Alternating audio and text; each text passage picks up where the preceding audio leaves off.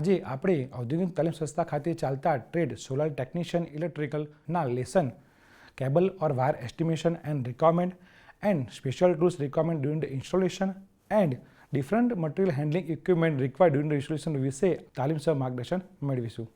મિત્રો, wire estimation અથવા તો કેબલ એસ્ટિમેશન વિશે આપણે જાણતા પહેલાં આપણે એ જાણવું જરૂરી છે કે કયો વાયર કઈ જગ્યાએ યુઝ થાય છે. તો તેના માટે આપણે સૌ પ્રથમ સોલર પેનલનો જે ડાયાગ્રામ છે એ આપણે વિસ્તૃતમાં સમજવો પડે.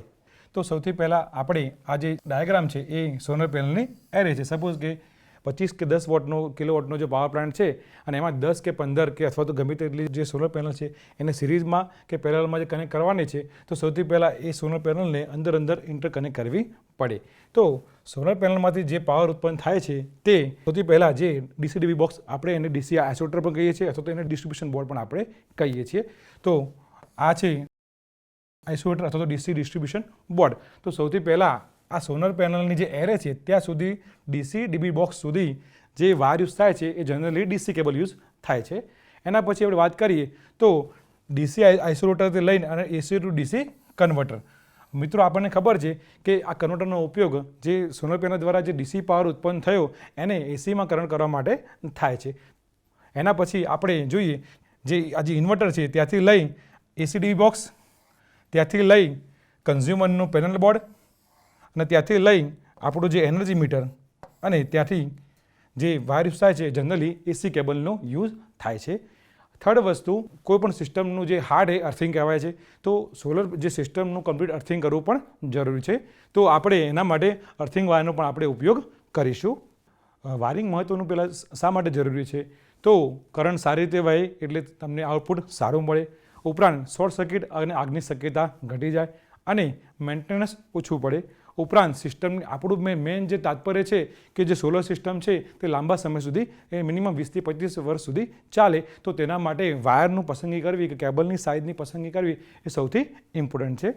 હવે આપણે આગળના ડાયાગ્રામ પ્રમાણે જોયું કે સોલર જે સિસ્ટમમાં કયા કયા પ્રકારના વાયર યુઝ થાય છે. સૌથી પહેલાં આપણે જોયું કે ડીસી કેબલ. તો કે સોલર પેનલથી લઈને આપણે જે ડીસી ડિસ્ટ્રીબ્યુશન બોર્ડ સુધી અને ત્યાંથી ઇન્વર્ટર સુધી હંમેશા ડીસી કેબલનો ઉપયોગ થાય છે, જેને આપણે ફોટોવોલ્ટેઇક કેબલ પણ નામથી આપણે ઓળખીએ છીએ. એના પછી એસી કેબલ. તો એકવાર જે ડીસી પાવર છે એનું ઇન્વર્ટર દ્વારા જે એસીમાં રૂપાંતર થઈ ગયું ત્યાંથી લઈને આપણે જે ઘરના જે એસી ડિસ્ટ્રીબ્યુશન બોર્ડ સુધી આપણે જનરલી એસી કેબલનો આપણે ઉપયોગ કરીએ છીએ. Third, earthing cable. તો મિત્રો, આપણને ખબર છે કે સંપૂર્ણ સોલર સિસ્ટમને આપણે કમ્પ્લીટ પ્રોટેક્શન માટે એના પર વીજળી પડે અથવા તો એના પર બીજા બધા પ્રોટેક્શન માટે અર્થિંગ એ ખૂબ જ મહત્ત્વનું છે. તો તેના માટે આપણે અર્થિંગ વાયર પણ જરૂરી છે. એના પછી કોમ્યુનિકેશન કેબલ. તો જેનો આપણે ઉપયોગ મોનિટરિંગ અને ડેટા રેકોર્ડિંગ માટે આપણે કરીએ છીએ, તે પણ ઘણું ઉપયોગી છે. લાસ્ટમાં આવશે પ્રોટેક્શન વાયરિંગ. તો મિત્રો, આપણને ખબર છે કે કમ્પ્લીટ સિસ્ટમના પ્રોટેક્શન માટે એમસીબી, એસપીડી અથવા તો બીજા બધા પણ પ્રોટેક્ટિંગ ડિવાઇસનો ઉપયોગ કરવો જરૂરી છે, જેથી આપણું જે સિસ્ટમ છે સારી રીતે ચાલે અને એમાં કોઈ પણ ફોલ્ટ આવે નહીં. હવે સૌથી પહેલાં જે ડીસી કેબલ છે એ સિસ્ટમનું હાર્ટ કહેવાય છે. તો સૌથી પહેલાં આપણે ડીસી કેબલના બંધારણ વિશે જાણશું કે ડીસી કેબલ એ એસી કેબલથી કેવી રીતે અલગ પડે છે. તો સૌથી પહેલાં તેની અંદર આ જે આવરણ છે એ ફ્લેક્સિબલ કોપર વાયર છે. તો તે એસી કેબલની સરખામણીમાં કેવી રીતે અલગ પડે છે? તો મિત્રો, આની ઉપર ટીન કે ઝીંકનું લેયર કોટિંગ કરેલું હોય છે, એટલા માટે આને ટીન કોલ્ડ કોપર વાયર કહેવામાં આવે છે. તેનો મુખ્ય ઉદ્દેશ્ય એ છે કે જે વાયર છે એનું ઓક્સિડેશન અથવા તો એના પર ભેજ અસર ખાવાનું થતું નથી. એના ઉપરનું બીજું લેયર જે ઇન્સ્યુલેશનનું લેયર છે તે લેયર છે halogen free insulation layer. Halogen free મતલબ કે કેબલની અંદર કે હેલોજન ગેસ ભરવામાં આવે તો જ્યારે બી શોર્ટ સર્કિટ થાય ત્યારે વધારે પ્રમાણમાં આગ લાગી શકે. ઉપરાંત એમાંથી ટોક્સિક ગેસ બી રિલીઝ થઈ શકે છે. એટલા માટે આની અંદર જે ઇન્સ્યુલેશનનું લેયર યુઝ કરવામાં આવે છે તે હેલોજન ફ્રી યુઝ કરવામાં આવે છે, જેના કારણે એ વધારે તાપમાન સહન કરી શકે. ઉપરાંત ટોક્સિક ગેસ પણ રિલીઝ કરતું નથી. થર્ડ નંબર, એના પર જે સૌથી ઉપરનું જે કોટિંગ હોય છે એ હેલોજન ફ્રી શીટ કવર હોય છે. તો આનો જે મેઇન ઉદ્દેશ્ય છે કે કેબલને જે પ્રોટેક્શન કરવા માટે ડબલ પ્રોટેક્શન આપવા માટે એ હોય છે. ઉદ્દેશ્ય છે હેલોજન ફ્રી, મતલબ કે જ્યારે પણ આગ લાગે ત્યારે એ વધારે પ્રમાણમાં ધુમાડો કરતો નથી. ઉપરાંત આગળના એની આસપાસના જે મટીરિયલ હોય છે એને પ્રોપર સેફટી પૂરું પાડે છે અને ક્લિયર વિઝિબિલિટી પૂરી પાડે છે. ઘરમાં વપરાતા અલગ અલગ કેબલની સાઇઝ તેમજ તે કેબલનો ક્યાં યુઝ થાય છે એના વિશે આપણે માહિતી મેળવીશું. તો સૌથી પહેલાં તો કેબલની સાઇઝ AWG એટલે કે અમેરિકન વાયર ગેજમાં અથવા તો mm સ્ક્વેરમાં મપાય છે. તો સૌથી પહેલાં જે વાયર જોઈએ તો 14 SWG એટલે કે 14 ગેજનો વાયર છે. તો જનરલી આપણને ખબર છે કે જે ઘરના જે લાઇટિંગ લોડ, ફેન્સ અને બીજા બધા જે નાના જે ઉપકરણો છે એના માટે આપણે એનો યુઝ કરીએ છીએ. એના પછી આપણે જોઈએ કે 12 ગેજનો વાયર. તો જનરલી આપણા જે લોન્ડ્રી ઇક્વિપમેન્ટ જેવા કે વોશિંગ મશીન છે, ઉપરાંત કિચન ઇક્વિપમેન્ટ જેવા કે ફ્રીજ છે, મિક્સર છે, ગ્રાઇન્ડર છે, તેની અંદર આપણે એનો કરંટ ઓછો હોય છે અને જેની એમ્પિયર કેપેસિટી 20 એમ્પિયર સુધીની હોય છે. Third number 10 ગેજનો AWG wire. તો તેની એમ્પિયર કરંટ કેરિંગ કેપેસિટી અથવા તો કરંટ સહન કરવાની જે કેપેસિટી એ 30 એમ્પિયરની હોય છે અને તેનો ઉપયોગ આપણે ઘરે જે હાયર ઇક્વિપમેન્ટ એટલે પાવર ઇક્વિપમેન્ટ જેવા કે હેર ડ્રાયર, ઉપરાંત AC, એર કન્ડિશનિંગ અને હીટર અથવા ગીઝરમાં આપણે એનો ઉપયોગ કરીએ છીએ. એના પછી 8 ગેજનો અને જે 6 ગેજનો વાયર છે એ જનરલી લાર્જ એપ્લાયન્સીસ માટે એનો ઉપયોગ કરીએ છીએ. ઇન્ડસ્ટ્રીની અંદર આપણે એનો ઉપયોગ કરીએ છીએ. એના પછી જે 3 ગેજનો જે વાયર અને જે 1/0 ગેજનો વાયર છે એને આપણે સામાન્ય રીતે જે એનર્જી મીટર છે તેને ત્યાંથી આપણે પેનલ બોર્ડ સુધી વાયરિંગ કરવા માટે આપણે તેનો ઉપયોગ કરીએ છીએ. એના પછી છે 3/0 ગેજનો વાયર છે તેનો આપણે ઉપયોગ યુટિલિટી પોલથી લઈને આપણા એનર્જી મીટર સુધી કનેક્શન કરવા માટે આપણે તેનો ઉપયોગ કરીએ છીએ. હવે આપણે સોલર સેલમાં વપરાતા જે સ્ટાન્ડર્ડ સાઇઝ છે તેના વિશે માહિતી મેળવીશું કે સોલર સેલરમાં કયા પ્રકારના અને કેટલા mm² વાયરનો ઉપયોગ થાય છે. તો સૌથી પહેલાં નાના લોડ માટે આપણે આગલા ચાર્ટમાં જોયું કે અપ ટુ નાના લોડ માટે 2.5 mm² વાયરનો ઉપયોગ થાય છે. એના પછી સેકન્ડ છે 4 mm² વાયર. તો જે સૌથી પહેલાં DC માટે સૌથી વધારે ઉપયોગમાં લેવાતો આ વાયર છે જેનો મોટે ભાગે મેક્સિમમ પ્રમાણમાં એનો ઉપયોગ થાય છે. થર્ડ નંબર છે 6 mm² વાયર. તો આપણે જોયું કે જો સોલર પેનલથી લઈને ઇન્વર્ટર સુધીનું જો ડિસ્ટન્સ વધારે હોય એટલે અંતર લાંબુ હોય અને તેમાં આપણે જો 4 mm² વાયરનો ઉપયોગ કરીએ તો વોલ્ટેજ ડ્રોપ વધી જાય. એટલે જ્યાં જે ડિસ્ટન્સ વધારે હોય સોલર પેનલથી લઈને ઇન્વર્ટર સુધીનું જો ડિસ્ટન્સ વધારે હોય તો ત્યાં આપણે 6 mm² વાયરનો આપણે ઉપયોગ કરીશું. અને ફોર્થ 10 to 25 mm² વાયર. તો જનરલી આપણે આ જે વાયરનો ઉપયોગ AC કનેક્શન માટે કરીએ છીએ. એટલે એક્ઝામ્પલ તરીકે ઇન્વર્ટરથી લઈને આપણે ઘરના અંદરના વાયરિંગ ઉપરાંત એનર્જી મીટર સુધી વાયરિંગ કરવા માટે આપણે આ વાયરનો ઉપયોગ કરીએ છીએ. મિત્રો, સોલર ઇન્સ્ટોલેશનમાં વપરાતા જે DC કેબલ છે એના આપણે અગત્યના ગુણધર્મ જોઈ લઈએ. તો સૌથી પહેલો જે ગુણધર્મ છે UV રેડિયેશન. મતલબ કે આપણને ખબર છે કે સોલર પેનલ ઉપર જે સનલાઇટ એ ડાયરેક્ટ આવતી હોય છે તો જેના કારણે શું થાય છે કે ગરમીમાં પણ એ જે ઇન્સ્યુલેશન ખરાબ થતું નથી કારણ કે AC કેબલ જે છે એનું વાયરિંગ ઘરમાં હોય છે એટલે તેના પર ડાયરેક્ટ સનલાઇટ પડતી નથી. પરંતુ આપણા જે DC કેબલ છે એ 24/7 દરેક કન્ડિશનમાં એના પર સોલર લાઇટ પડે છે. એટલા માટે એ જે કેબલનું ઇન્સ્યુલેશન ખરાબ થવાની શક્યતા વધી જાય છે. બીજો એનો ગુણધર્મ આપણે જોયો કે ડબલ ઇન્સ્યુલેશન. તો સામાન્ય AC કેબલમાં સિંગલ કોટિંગ હોય છે જ્યારે આ DC સોલર કેબલમાં ડબલ ઇન્સ્યુલેશન હોય છે. થર્ડ છે હાઈ ટેમ્પરેચર રેઝિસ્ટન્સ. મતલબ કે સામાન્ય AC કેબલ છે એ વધારે તાપમાન સહન કરી શકતું નથી જે ઘરમાં હોય છે. જ્યારે આપણે DC કેબલની વાત કરીએ તો તે ધાબા ઉપર કે છત ઉપર 24/7 સૂર્યની નીચે હોય છે. આથી સામાન્ય AC કેબલ કરતાં DC કેબલ હાઈ તાપમાન સહન કરી શકે તે રીતે એને ડિઝાઇન કરવા પડે છે.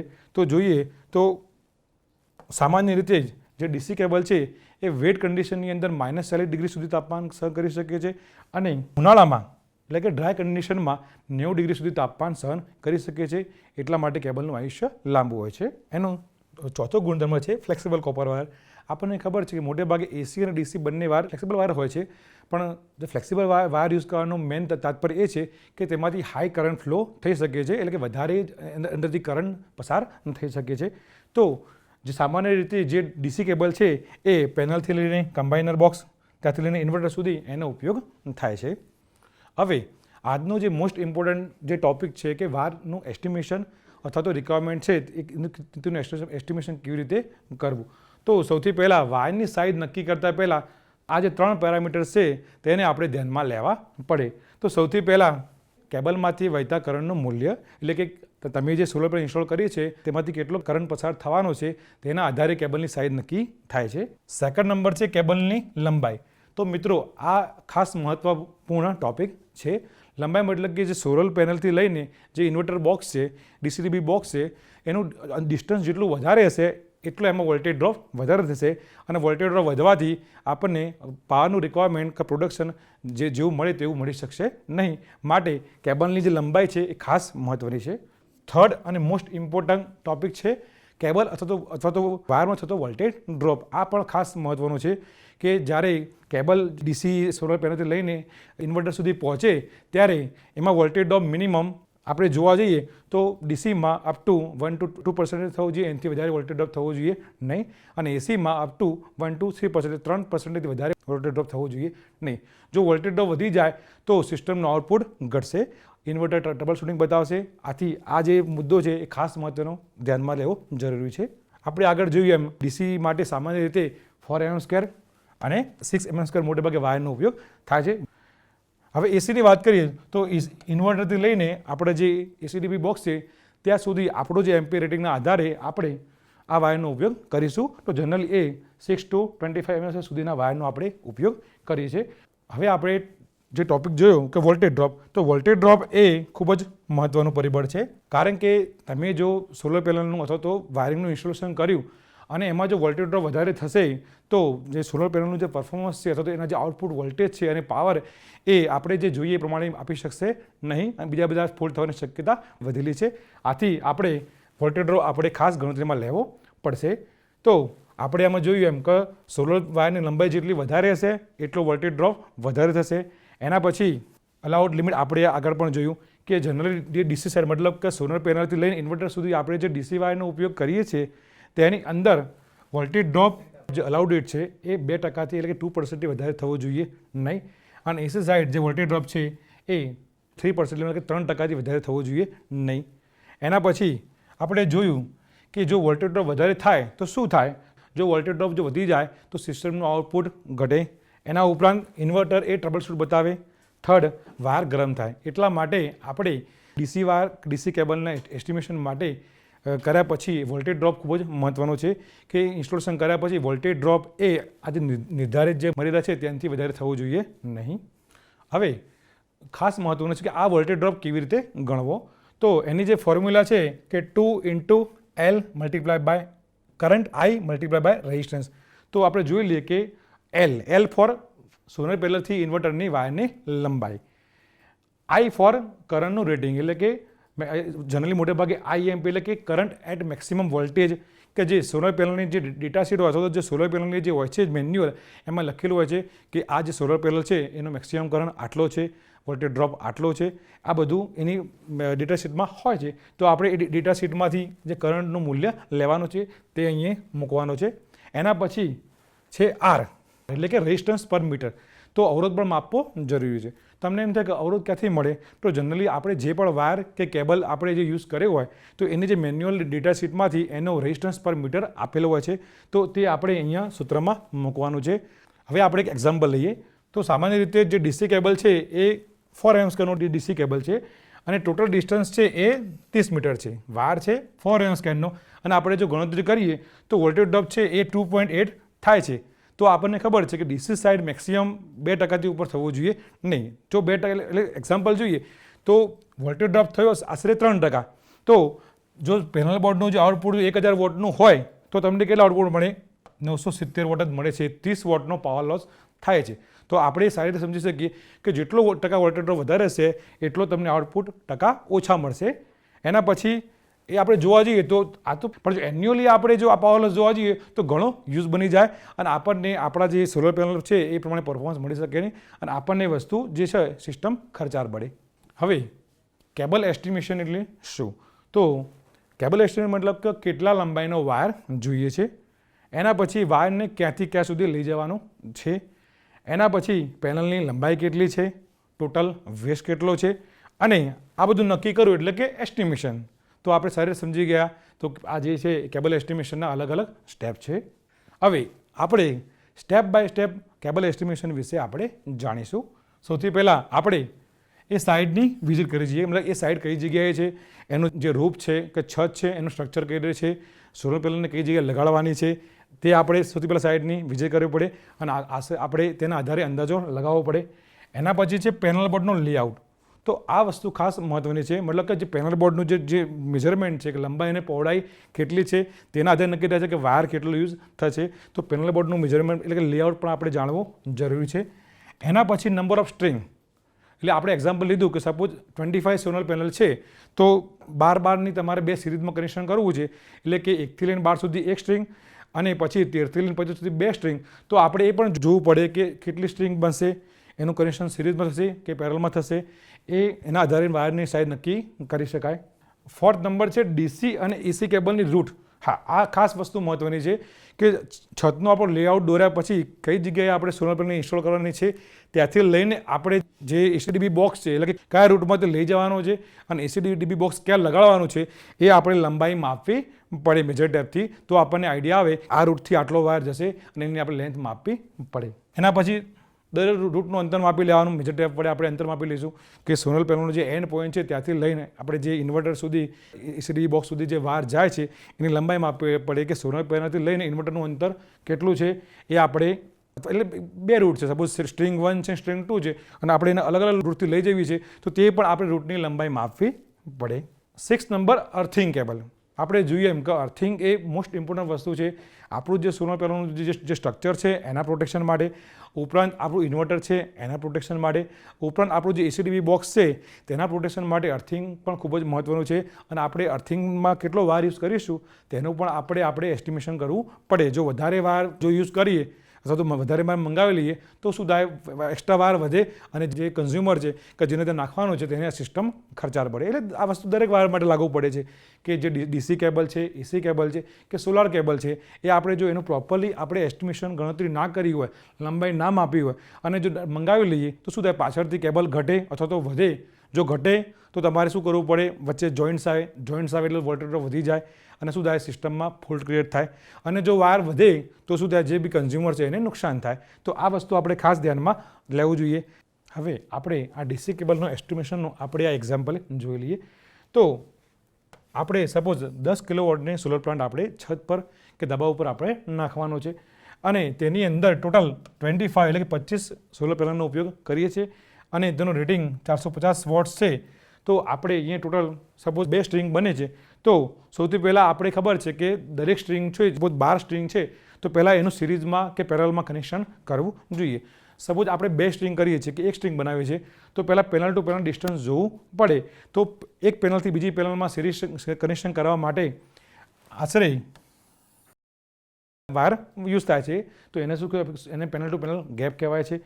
અને લાસ્ટ પેનલ ટુ ઇન્વર્ટરનું ડિસ્ટન્સ એ 12 મીટર છે. તો આપણે હવે જોઈશું કે કેટલો વાર યુઝ થશે. તો એક સ્ટ્રિંગની અંદર જો 12 પેનલ હોય તો ટોટલ કેટલી ગેપ થાય, 11 ગેપ થાય. અને દરેક ગેપ વચ્ચે 1.5 મીટરનું ડિસ્ટન્સ છે. તો પહેલી પેનલથી લઈને છેલ્લી પેનલ સુધી ટોટલ 11 ગેપ છે, મલ્ટીપ્લાય બાય 1.5 તો આશરે 16 મીટર જેટલો વાયર એ જે એક સ્ટ્રિંગ છે તેની અંદર યુઝ થશે. હવે આપણે જોઈએ કે પેનલ રો ટુ ઇન્વર્ટરનું ડિસ્ટન્સ આપણે આગળ જોયું કે પેનલની જે રો છે એટલે કે સ્ટ્રિંગ છે એટલે છેલ્લી જે સ્ટ્રિંગ છે ત્યાંથી ઇન્વર્ટરનું ડિસ્ટન્સ એ 12 મીટર છે. થર્ડ વસ્તુ, હવે આપણે ગણતરી કરીએ તો આગળ આપણે જોઈએ કે 16.5 મીટર એ પેનલની જે સિરીઝમાં જે સ્ટ્રિંગ છે એમાં યુઝ થાય છે એટલે મલ્ટીપ્લાય બાય 11 એટલે કે 16.5 મીટરનો વાયર વપરાયો.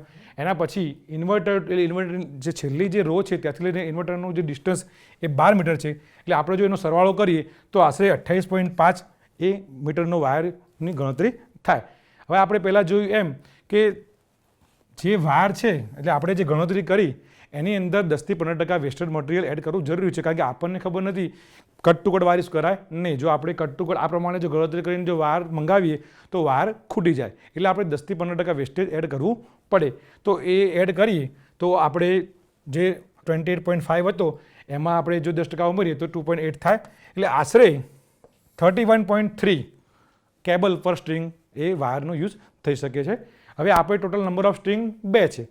તો બીજું વસ્તુ કે આ જે સ્ટ્રિંગ છે તો એક સ્ટ્રિંગની અંદર 2 વાયર આવે એટલે કે એક પોઝિટિવ વાયર અને એક નેગેટિવ વાયર. તો 2 વાયરનું જો કનેક્શન કરીએ એટલે બંનેનું મલ્ટીપ્લાય કરીએ તો 31.2 એટલે કે આપણે ટોટલી 62.6 એટલે કે આ જે છે એ એક સ્ટ્રિંગનો જે છે વાયરનો યુઝ થશે.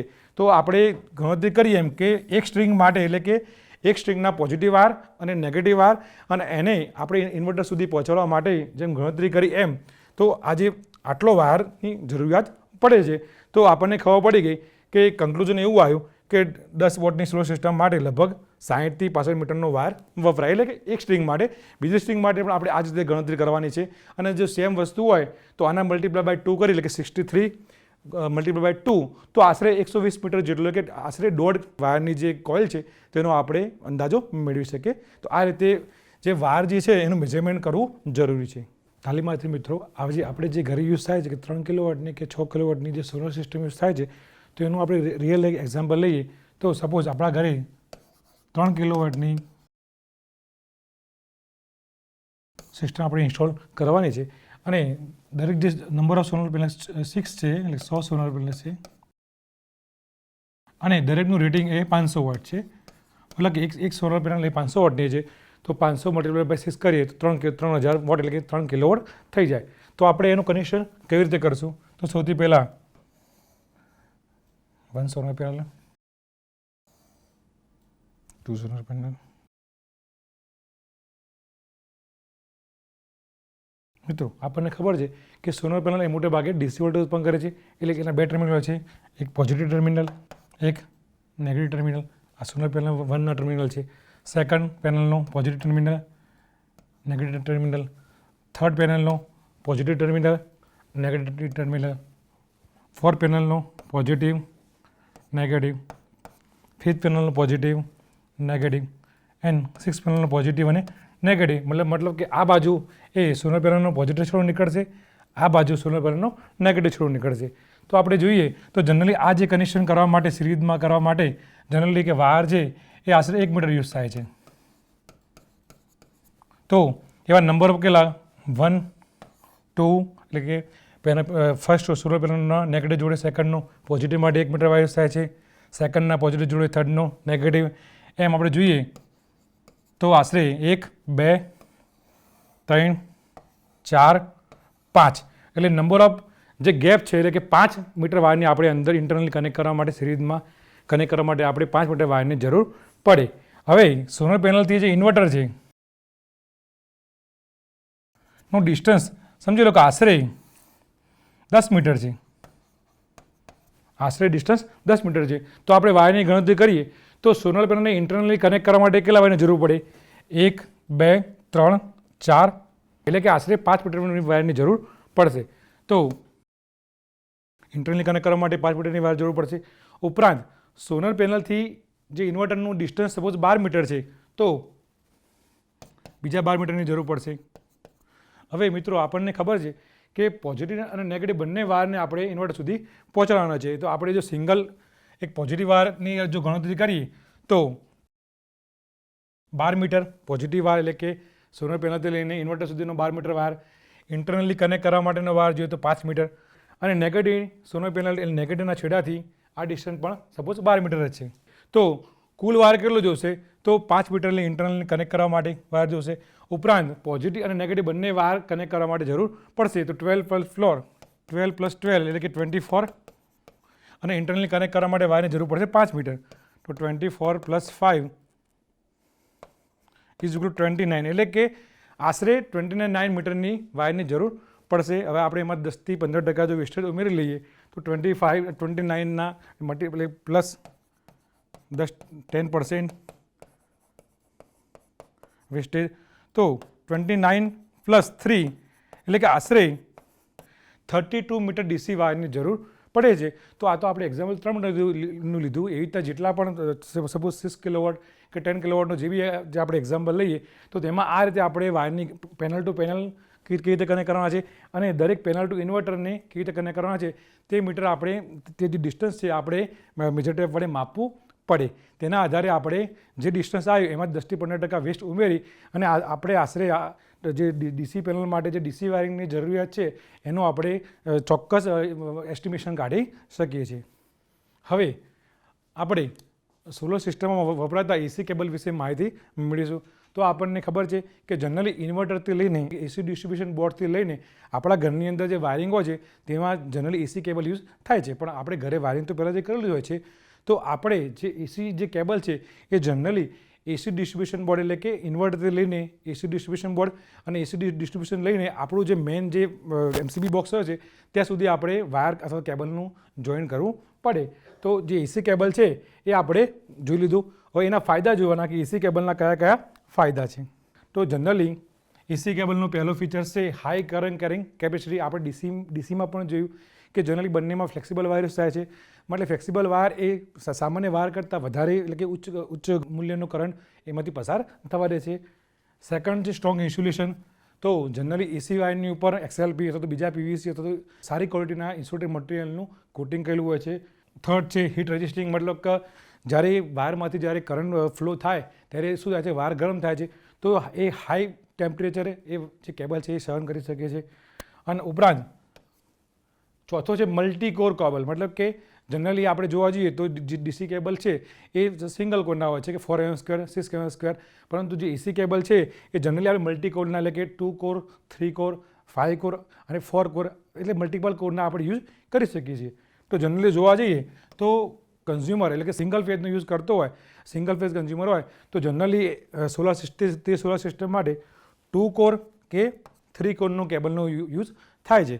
અને જો જે સાઇટ પર અથવા સોલર સિસ્ટમ જો 3 ફેઝની હોય તો તેના માટે જનરલી 4 કોર અને 5 કોરનો એસી કેબલનો ઉપયોગ થાય છે.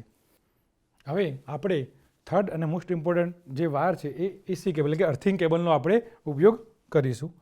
તો અર્થિંગ કેબલમાં કયો વાયર યુઝ થાય છે તેની આપણે માહિતી મેળવીશું, અથવા તો અર્થિંગ કોની સ્ટ્રક્ચર વચ્ચે કરવામાં આવે છે આપણે તેની માહિતી મેળવીશું. તો સૌથી પહેલાં જે આપણું જે પીવી સ્ટ્રક્ચર છે, સોલર પેનલનું સ્ટ્રક્ચર છે, તેને આપણે સિક્યોર કરવી જરૂરી છે. હવે આપણે અર્થિંગ કરવું શા માટે જરૂરી છે, તો આપણને ખબર છે કે જ્યારે આપણું જે ટોટલી જે સ્ટ્રક્ચર છે સોલર પેનલનું એ રૂફ પર કે છત ઉપર હોય છે, તો તેના પર ચોમાસાની સિઝનમાં વીજળી અથવા તો બીજી બધી જે લાઇટિંગ સ્ટ્રોકની શક્યતાઓ રહેલી છે. અથવા કોઈપણ કારણસર જે સોલર પેનલમાં જે વાયરિંગ કરેલું છે એ વાયરિંગની અંદર જો કોઈ લીકેજ હોય તો તે જે કરંટ છે એ સોલર પેનલ દ્વારા એ બોડી પર આવી શકે છે, આપણને શોક લાગી શકે છે. તો અર્થિંગનો સામાન્ય ઉદ્દેશ્ય એ છે કે લાઇટિંગ સ્ટ્રોકથી અથવા કોઈ જગ્યાએ જો ફોલ્ટ થાય તો સિસ્ટમને બચાવવાનું અને સેફ્ટી પૂરું પાડવાનું કામ એ અર્થિંગ કેબલ કરે છે. હવે આપણે જોઈએ તો સપોઝ જેટલી બી સોલર પેનલ છે તેને આ જે બોડી છે એને દરેકને અર્થિંગ આપવું જરૂરી છે. ફોર એક્ઝામ્પલ જો 6 સોલર પ્લેટ છે તો દરેકની જે બોડી ટુ બોડી તેને અર્થિંગ કરવું, વાયર થ્રુ કનેક્ટ કરવી પડે. એ વાયરિંગ અર્થિંગ કર્યા પછી સંપૂર્ણ સ્ટ્રક્ચરને આપણે અર્થિંગ પૂરું પાડવું પડે. તો પહેલું અર્થિંગ થઈ ગયું તો સોલર પેનલને અર્થિંગ પૂરું પાડવું એટલે કે સોલર સ્ટ્રક્ચરને અર્થિંગ પૂરું પાડવું. સેકન્ડ વસ્તુ આપણી જે ઇન્વર્ટર છે કે ઇન્વર્ટરને પણ અર્થિંગ પૂરું પાડવું જરૂરી છે, તો આપણે ઇન્વર્ટરને પણ અર્થ વાયર જોડે કનેક્ટ કરવું જોઈએ. ઉપરાંત થર્ડ છે આપણું MCB બોક્સ, એને પણ અર્થિંગ પૂરું પાડવું જરૂરી છે. અને થર્ડ અને મોસ્ટ ઇમ્પોર્ટન્ટ જે આપણો આ જે છે લાઇટિંગ એરેસ્ટર. તો મિત્રો આની વાત કરીએ તો જનરલી આપણા ધાબા પર મોટે ભાગે જે સોલર સ્ટ્રક્ચરની હાઇટ છે એનાથી ઉપર મોટી હાઇટ ઉપર આપણે લાઇટિંગ એરેસ્ટરનો ઉપયોગ કરીએ છીએ. એટલે સપોઝ કોઈ લાઇટિંગ સ્ટ્રોક થાય તો સૌથી પહેલાં જે લાઇટિંગ એરેસ્ટર એના કોન્ટેક્ટમાં આવે અને બધો જ જે એક્સ્ટ્રા જે કરંટ છે એ લાઇટિંગ એરેસ્ટર તો જમીનમાં જતો રહે. તો આપણે આ માહિતી મેળવી. તો સૌથી પહેલાં સોલર પેનલનું આપણે આજે એક્ઝામ્પલ જોઈએ તો આપણે આજ 3 જે ગ્રાઉન્ડ લેવલ ઉપર અર્થિંગ હંમેશા ગ્રાઉન્ડ લેવલ પર થાય છે, તો 1, 2 અને સપોઝ 3 જગ્યાએ આપણે અર્થિંગના રોડ આપણે આપેલા છે. તો સૌથી પહેલાં આપણે શું કરશું કે જે સંપૂર્ણ આ જે સોલર પેનલનું જે સ્ટ્રક્ચર છે એનું ઇન્ટરનલી અર્થિંગ વાયરિંગ કર્યા પછી આપણે એ જે એન્ડિંગ વાયર છે એના આપણે ક્યાં કનેક્ટ કરશું, આ MCB બોક્સ સુધી આપશું. બીજું વસ્તુ આ MCB બોક્સને આપણે કનેક્ટ કરશું, ઇન્વર્ટર સુધી કનેક્ટ કરશું. થર્ડ વસ્તુ હવે આ જે સોલર પેનલ છે, ઇન્વર્ટર છે, તેના આપણે નીચે એક અર્થિંગ વાયર એટલે કે ગ્રાઉન્ડ લેવલ પર જે અર્થિંગ કરેલું છે ત્યાં સુધી આપણે એને વાયરને પહોંચાડીશું. સેકન્ડ વસ્તુ MCB બોક્સને પણ આપણે અર્થિંગ આપીશું. અને થર્ડ થિંગ મોસ્ટ ઇમ્પોર્ટન્ટ આ જે લાઇટિંગ એરેસ્ટર છે એને પણ આપણે અર્થિંગ આપવું જરૂરી છે. તો એની આપણે સામાન્ય રીતે ઝિગઝેગ વાયર આપણે કનેક્શન કરીએ છીએ અને ઝિગઝેગ વાયર કનેક્શન કર્યા પછી આપણે જે નીચે જે અર્થિંગ પીડ છે ત્યાં સુધી આપણે અર્થિંગ વાયર પહોંચાડીએ છીએ. તો આ રીતે આપણે એકલું સોલર પેનલનું અર્થિંગ કરવું જરૂર નથી, સંપૂર્ણ સ્ટ્રક્ચર જેમ કે સોલર પેનલ, ઇન્વર્ટર, એસી ડિસ્ટ્રીબ્યુશન બોક્સ અને આ જે લાઇટિંગ એરેસ્ટર છે બધાનું આપણે અર્થિંગ કરવું જરૂરી છે, જેથી સિસ્ટમમાં સંપૂર્ણ પ્રોટેક્શન આપણને મળી રહે. તો આપણે પહેલાં જોયું એમ કે અર્થિંગ કેબલ એ એસી અને ડીસી કેબલ જેટલો જ મહત્ત્વનો છે. તો આપણે સપોઝ અલગ અલગ 3 અર્થિંગ પીટ છે તો સૌથી પહેલાં આપણે સ્ટ્રક્ચર છે એનું આપણે અર્થિંગ કરશું. સેકન્ડ થિંગ ઇન્વર્ટરનું પણ આપણે અર્થિંગ કરશું, એટલે ઇન્વર્ટરને આપણે નીચે અર્થ પીટ જોડે કનેક્ટ કરીશું. અને થર્ડ થિંગ એસીડીબી બોક્સ, તેને પણ આપણે જે અર્થિંગ વાયર જે અર્થિંગ પીટ છે તેના જો કનેક્ટ કરીશું. અને ફોર્થ વસ્તુ કે જે લાઇટિંગ એરેસ્ટર છે તેને પણ આપણે અર્થિંગ જોડે કનેક્ટ કરવો જરૂરી છે. તો સામાન્ય રીતે અર્થિંગ માટે ગ્રીન અથવા તો યલો કલરનો વાયરનો ઉપયોગ આપણે કરીએ છીએ. હવે આપણે એક લાઈવ એક્ઝામ્પલ લઈએ અર્થિંગ માટેનું.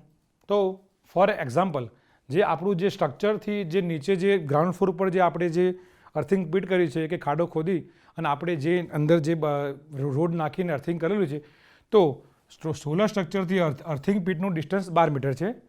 ઇન્વર્ટરથી અર્થિંગ પીટનું ડિસ્ટન્સ અને એસીડીબી બોક્સથી અર્થિંગ પીટનું ડિસ્ટન્સ અને અંદર આપણે પીટ ટુ પીટ જે ત્રણ જે પીટ છે એના અંદર ઇન્ટરલિંક કરી છે. એટલે કે પીટ નંબર 1, પીટ નંબર 2 અને પીટ નંબર 3 એને ઇન્ટરકનેક્શન માટે સપોઝ 10 મીટરનો વાયર જોઈએ છે, તો ટોટલ વાયરની ગણતરી કરીએ તો જે 12 મીટર વાયર છે એ સ્ટ્રક્ચરથી લઈને પહેલાં અર્થિંગ પીટ સુધી, પછી જે 15 મીટરનો વાયર છે તે ઇન્વર્ટરને આપણે અર્થિંગ પીટ જોડે સેકન્ડ જોડે કનેક્ટ કરીએ છીએ એ વાયર, અને જે ત્રીજો વાયર છે કે અંદર આપણે અર્થિંગ પીટને કનેક્ટ કરીએ છીએ, તો જે 10 મીટરનો યુઝ થાય છે, તો આશરે આપણને આઈડિયા આવી ગયો કે કુલ 47 મીટરનો વાયરનો અંદાજે યુઝ થાય છે.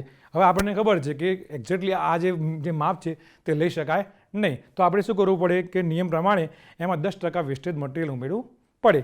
તો આપણે એમાં જો 10% એડ કરીએ તો 47 + 4.7 એટલે આશરે 51.7, એટલે કે અંદાજે લઈ લેવી તો 52 મીટર અર્થિંગ વાયરની જરૂર પડે. તો જો આપણે આ રીતે આપણે ગણતરી કરશું તો આપણે એક્ઝેક્ટ અર્થિંગ વાયરનો કેટલો યુઝ કરીએ એટલે કે એની લંબાઈ આપણે મેળવી શકીશું, અને વધારે કે ઓછો વાયર એટલે કે વાયર ખૂટશે પણ નહીં અને વાયર એક્સ્ટ્રા પણ નહીં આવે.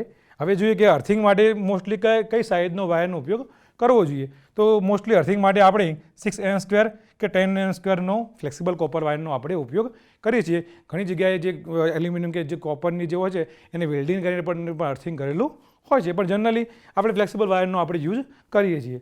હવે અર્થિંગ કર્યા પછી સંપૂર્ણ સિસ્ટમનું અર્થિંગ થઈ ગયું પછી સૌથી મહત્ત્વની વસ્તુ છે કે એનો રેઝિસ્ટન્સ. તો ખાસ મહત્ત્વનું જે અર્થિંગ કર્યા પછી આપણે જો જે લાઇન ટેસ્ટર એટલે કે અર્થ ટેસ્ટર વડે જો આપણે એનો જો રેઝિસ્ટન્સ માપીએ તો 1 મેગાઓહમથી ઓછો હોવો જોઈએ. જો 1 મેગાઓહમ હોય તો જ આપણું અર્થિંગ પરફેક્ટ કહેવાશે. જો રેઝિસ્ટન્સ વધારે આવશે તો પ્રોપર પ્રોટેક્શન આપી શકશે નહીં અને બીજા પ્રોબ્લેમ થશે. એટલે આપણે ખાસ ધ્યાન રાખવાનું એવી રીતે અર્થિંગ કરવાનું છે કે જેથી અર્થિંગનો રેઝિસ્ટન્સ એ એક્ઝેક્ટ 1 ઓહમથી ઓછો કે તેના જેટલો આવે. તો અર્થિંગ પણ આપણે સામાન્ય રીતે આ સ્લાઇડમાં આપણે શીખ્યા કે અર્થિંગનું એસ્ટિમેશન કેવી રીતે કરવું. હવે અત્યાર સુધી આપણે જે ભણ્યા કે ડીસી કેબલનું એસ્ટિમેશન કેવી રીતે કરવું, એસી કેબલનું એસ્ટિમેશન કેવી રીતે કરવું અને અર્થિંગ કેબલનું જે વાયર છે એનું એસ્ટિમેશન કેવી રીતે કરવું. પણ ઘણા જે સંપૂર્ણ ઇન્સ્ટોલેશન થયા પછી ઘણા ટેકનિશિયન હોય છે એ સામાન્ય 10-15 પ્રકારની ભૂલો કરે છે. તો એ ભૂલો છે જોઈ રહીએ કે રોંગ કેબલ સાઇઝ પહેલું વસ્તુ છે. તો જે સામાન્ય ભૂલોમાં જો જે ટેકનિશિયન છે એ ખોટો કેબલની સાઇઝની પસંદગી કરી નાખે. સપોઝ એક્ઝામ્પલ આપણે પહેલાં જોયું કે 4 mm² વાયર છે અને જો સોલર પેનલથી ઇન્વર્ટરનું ડિસ્ટન્સ જો વધારે હોય તો તેમાં જે વોલ્ટેજ ડ્રોપ છે 2% કરતાં જો વધી જાય તો એમાં શું થાય, પ્રોપર સિસ્ટમનું આઉટપુટ મળી શકે નહીં. તો એ ખોટી મતલબ 4 mm જગ્યાએ જો 6 mm જાડો વાયર યુઝ કરી નાખે અથવા તો ઓછી કેપેસિટીનો જો વાયર યુઝ કરે તો આ એક ભૂલ જોવા મળે છે. Second thing, loose MC4 connection.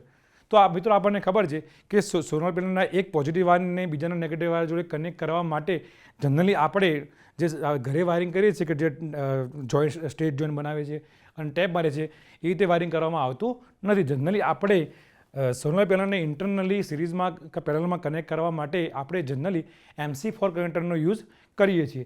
તો ખાસ કે જ્યારે બે સોલર પેનલને જ્યારે એ કનેક્શન કર્યું હોય અને જો MC4 કનેક્શન જો મતલબ જે કનેક્શન છે એ જો લૂઝ રહી જાય તો શું થાય, અંદર સિસ્ટમમાં ફોલ્ટ આવે, પ્રોપરલી કરંટ આવી શકે નહીં, ઘણા બધી જે અંદર સિસ્ટમમાં પ્રોબ્લેમ આવી શકે છે. તો લૂઝ જો ટેકનિશિયને MC4 કનેક્શન લૂઝ રાખ્યા હોય. થર્ડ વસ્તુ મહત્ત્વની કે નોન લેબલિંગ. તો મિત્રો આપણને ખબર છે એકવાર વાયરિંગ થઈ ગયા પછી જે સોલર પેનલની જે નીચે જે વાયર જાય છે અથવા તો જે કેબલ યુઝ છે એના પર પ્રોપર લેબલિંગ કરવું જરૂરી છે. ચોથી વસ્તુ કે શાર્પ બેન્ડ આપેલા હોય, મતલબ કે એક એટલે કે સોલર પેનલ દ્વારા જે ઇન્ટરનલી કનેક્શન કરીએ છીએ તો જે એની અંદર વાયરિંગ માટે તમે જો શાર્પ બેન્ડ આપેલા હોય તો તે વાયર અથવા કેબલને નુકસાન થઈ શકે છે. એટલે આપણે જે શાર્પ બેન્ડ આપવા ટાળવા જોઈએ. સોલર પેનલની અંદર એકદમ તીક્ષ્ણ કે શાર્પ બેન્ડ આપવા જોઈએ નહીં. પાંચમી વસ્તુ, એક્સપોઝડ ટુ વાયરિંગ એટલે કે હંમેશા આપણે યાદ રાખવું જોઈએ કે સોલર પ્લાન્ટ ઉપર જે સૂર્યની ગરમી સીધી પડે છે, એટલે આપણે જે સોલર પેનલની અંદર જે વાયર યુઝ કર્યો છે, જો એના પર જો સીધે જો 24 કલાક જો સૂર્યનો તડકો પડે તો તે કેબલ અથવા વાયરની જે લાઈફ છે ઘટી શકે છે.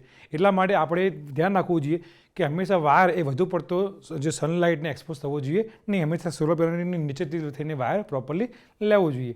છઠ્ઠી વસ્તુ, સિંગલ અર્થિંગ ઓનલી. તો આપણે આગળની સ્લાઇડમાં જોયું એમ, સપોઝ સોલર પેનલનું જે સ્ટ્રક્ચર છે, જો એનું જ અર્થિંગ કર્યું છે તો શું થાય, બાકીનું જે ઇન્વર્ટર છે, CDB બોક્સ છે અને અથવા તો જે લાઇટનિંગ એરેસ્ટર છે, તો જો આપણે એને અર્થિંગ વાયર જોડે કનેક્ટ ના કરીએ તો તે નકામું છે. એટલે સંપૂર્ણ અર્થિંગ કરવું જરૂરી છે કે જે સોલર પ્લેટ છે એનું આખું સ્ટ્રક્ચર, ઇન્વર્ટર, CDB બોક્સ અને ફોર લાઇટનિંગ સ્ટ્રોક દરેકને અર્થિંગ જોડે કનેક્ટ કરવા જરૂરી છે, જેથી સારી રીતે સિસ્ટમને પ્રોટેક્શન મળી રહે. હવે મોસ્ટિંગ પોલારિટીની મિસ્ટેક કરી નાખી હોય તો જનરલી આપણે જોયું કે સપોઝ 6 જે સોલર પેનલ છે તેને સિરીઝમાં કનેક્ટ કરવાની છે, તો આપણે ખબર છે કે સિરીઝમાં કનેક્શન કરવું હોય તો જે પહેલી જે સોલર પેનલનો જે નેગેટિવ વાયર છે એ બીજી સોલર વાયરનો પોઝિટિવ વાયર જોડે આવે. પણ જો ઇન્ટરનલી કનેક્ટ કરતા જો કોઈ અંદર જે પોલારિટી ચેન્જ થઈ ગઈ અથવા તો અંદર મિસમેચ થઈ ગયા વાયરિંગ, તો શું થાય, પ્રોપર આપણે જે આખું જે સ્ટ્રક્ચર છે એ સિરીઝમાં કે પેરેલલમાં કનેક્ટ થઈ શકતું નથી.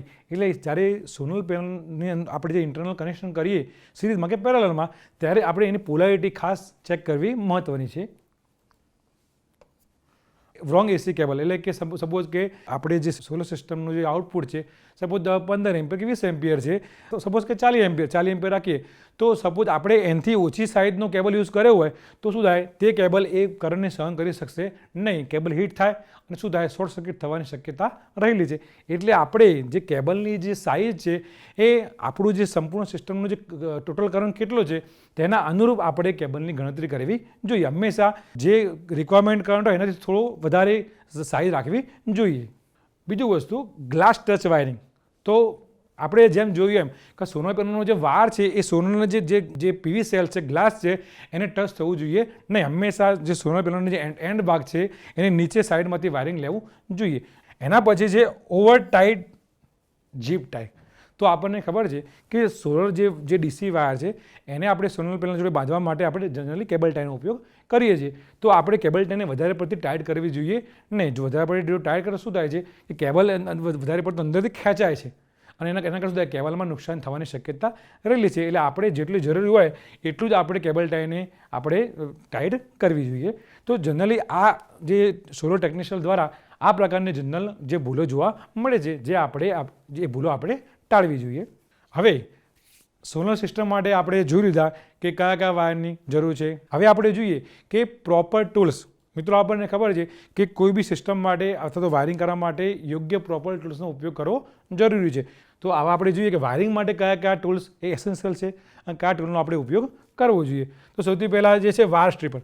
તો આપણને ખબર છે કે DC વાયરને આપણે જો સોલર પેનલ જોડે કનેક્ટ કરી હોય તો સામાન્ય રીતે ડાયરેક્ટ કનેક્ટ કરવામાં આવતું નથી. એના માટે શું છે, MC4 કનેક્ટર હોય છે, પણ શું આપણે DC વાયરને આપણે છોલવું પડે, એના પરનું ઇન્સ્યુલેશન આપણે ઉતારવું પડે. તો આ આપણે ત્યાં આગળ આપણે ક્રિમ્પિંગ ટૂલનો ઉપયોગ કરીએ છીએ. અને અહીંયા આપણે જોઈ શકીએ છીએ કે ક્રિમ્પિંગ ટૂલની અંદર અલગ અલગ 10, 12, 14, 16, 18, 20 અને 22 એ વાયરની ગેજ સાઇઝ આપેલી છે.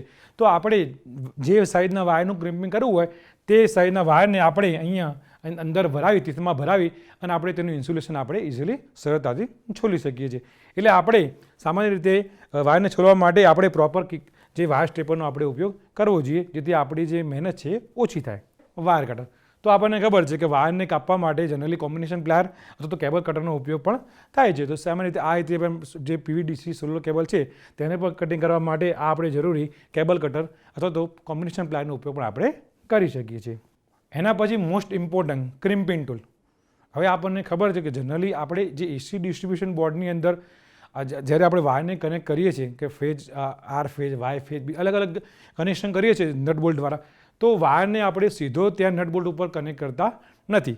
એની જગ્યાએ આપણે જો વાયરને એ જે વાયર ઉપરનું ઇન્સ્યુલેશન છોલી અને પ્રોપર ક્રિમ્પિંગ ટૂલ વડે, એટલે કે આપણે લગ લગાવવા જરૂર પડે કે વાયરને પેનલ પર જો કનેક્ટ કરવું હોય તો લગ અથવા સિમ્બલ લગાવવા પડે. તો ત્યાં આપણે શું કરીએ કે તે વાયરને લગ લગાવવા માટે પક્કાનો ઉપયોગ કરશું નહીં. આપણે તેના માટે આ ક્રિમ્પિંગ ટૂલનો ઉપયોગ કરીશું. તો આપણે આગળ જેમ જોયું એમ ક્રિમ્પિંગની અંદર આપણે જોઈશું કે અલગ અલગ સાઇઝ હોય છે કે 1.5, 2.5, 4, 10 અને 16. એટલે કે આ જે આકૃતિમાં જે ક્રિમ્પિંગ ટૂલ બતાવ્યું છે એ આશરે 1.5 થી લઈને અપ ટુ 16 mm².